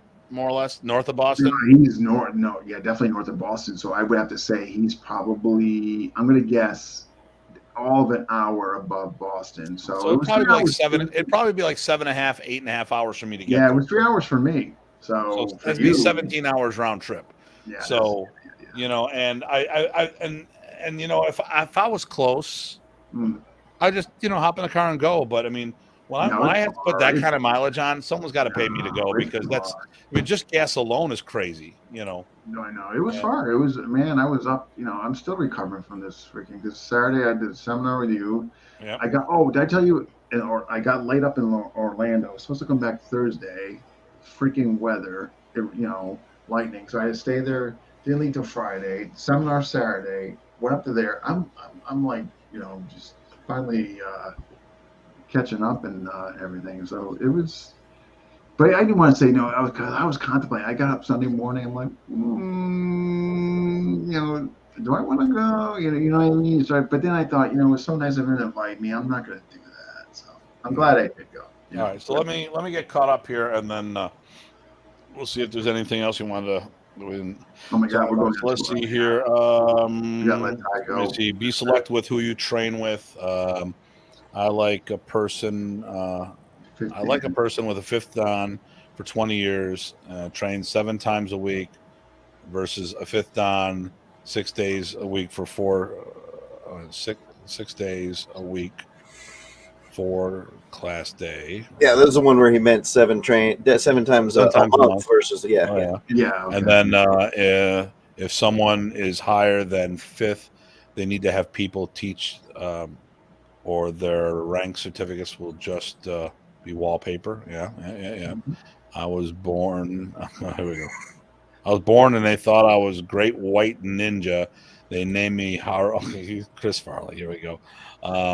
It's better being the movie about my life is Beverly Hills Ninja. Okay. Better than being the reincarnation of Bruce Lee. We met him. My last girl had a middle. Okay, rank. Okay. All right, Renee. Crazy hair day, Tim. That's my new name. There you go. Crazy hair day. That's why I prefer Coach. Rank. Exactly. Yep. To me, it's just Dean. And what do I call you? Dean. And actually, the funny thing, Danny, is we have a wristbands that we wear for rank at camp. We have a black wristband. On the inside of it, it says student for life. Here we go. I now go by Dr. Tuhan, Iron Chef, Supreme Grandmaster. So Rich is my student in Piper and all that. Funny guy, man. Rich is funny. I love that you guys continue to experience and learn new things. Here's the thing, that's such a good point Danny made. Here is I do the show. Imagine if I did profess that on the show. Hey, don't be a student. Imagine if I professed that on FMA. Don't be a student. Stay in your lane. Right. Do not go out and try other things. I mean, that would be I would be really leading the community, right? Yeah. So what we have, Danny, is they're like an inch silicone wristband. So it says Prices Sarnice on the outside, and so the students will wear them. When we give them out with our belt promotions and stuff, that way when we're I don't have one. Do you have to be a minor or niece student? Well, you got to sign up. But when we're dressed like this with the golf shirts or the tees or whatever, and we are the relaxed uniform without a belt, it's just nice to have that wristband so that I can see. Okay, you should know this material. So if I call you up, you're wearing a certain color wristband. And then once doesn't Ace do something similar with the bandana? That's a Apollo thing, and I think it's stupid. But I mean. Well, I just think it looks, I think it just looks stupid. I mean, it's Tim, that wasn't very nice. Not just okay. So I'm not lying. It looks stupid. No. Listen. I understand the cultural aspect of things, but we have so many objections of people doing martial arts. I don't want to throw extra ones in, and you're wearing it out around your neck. Like I said. Maybe it works good for the Filipinos, but I would feel very stupid wearing it.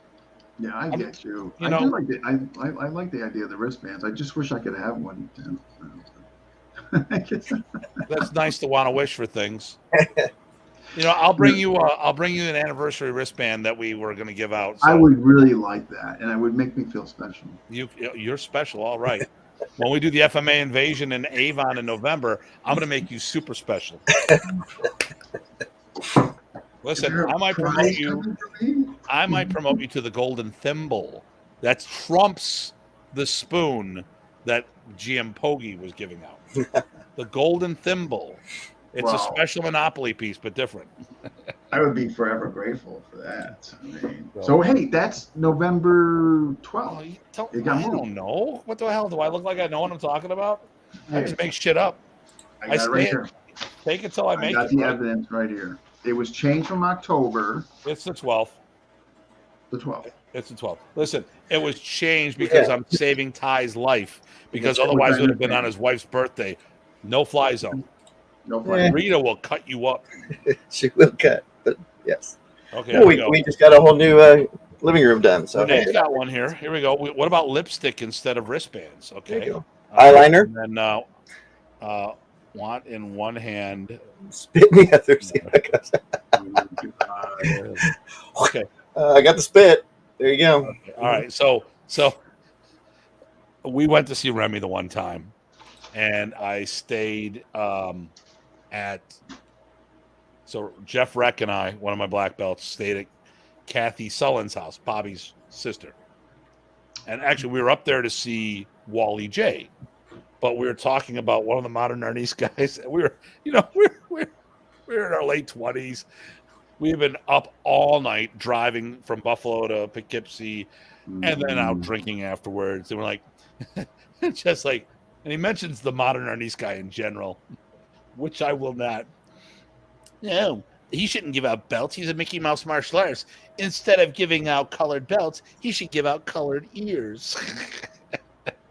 Oh, well, he almost got a Mickey Mouse gift from us, but that was so it would be up there with the lipstick. I think that would be fine. But I mean, I just have my moments. I have flashbacks. I have to share them or it'll bug me. No one else will find it funny, but that's okay. It makes me feel good. Tim, it's okay. Hey, so is there anything that you wanted to cover that we didn't? Now that you pulled your knife out, listen, don't you threaten me. Listen, I'll go. It's go time. Listen, it is go time. Oh, my God. So Piper versus Stu. Yeah, I can do this shaky. Listen, I can do the Tourette's thing, too. Stop that. Stop that. Stop that shimmering. Yeah, I'm having a seizure here. It's listen, stop that nonsense. What it is you're shitting yourself because you actually might have to stab. Oh, wait a minute. He pulled out the utility tool. We're That's done. Right. Step away from the work. The minor one. It was either that or the this. So I wasn't sure I wanted to scare you. The other one looks medieval. Put away the tooth floss. Come on, no. We were not playing to that level.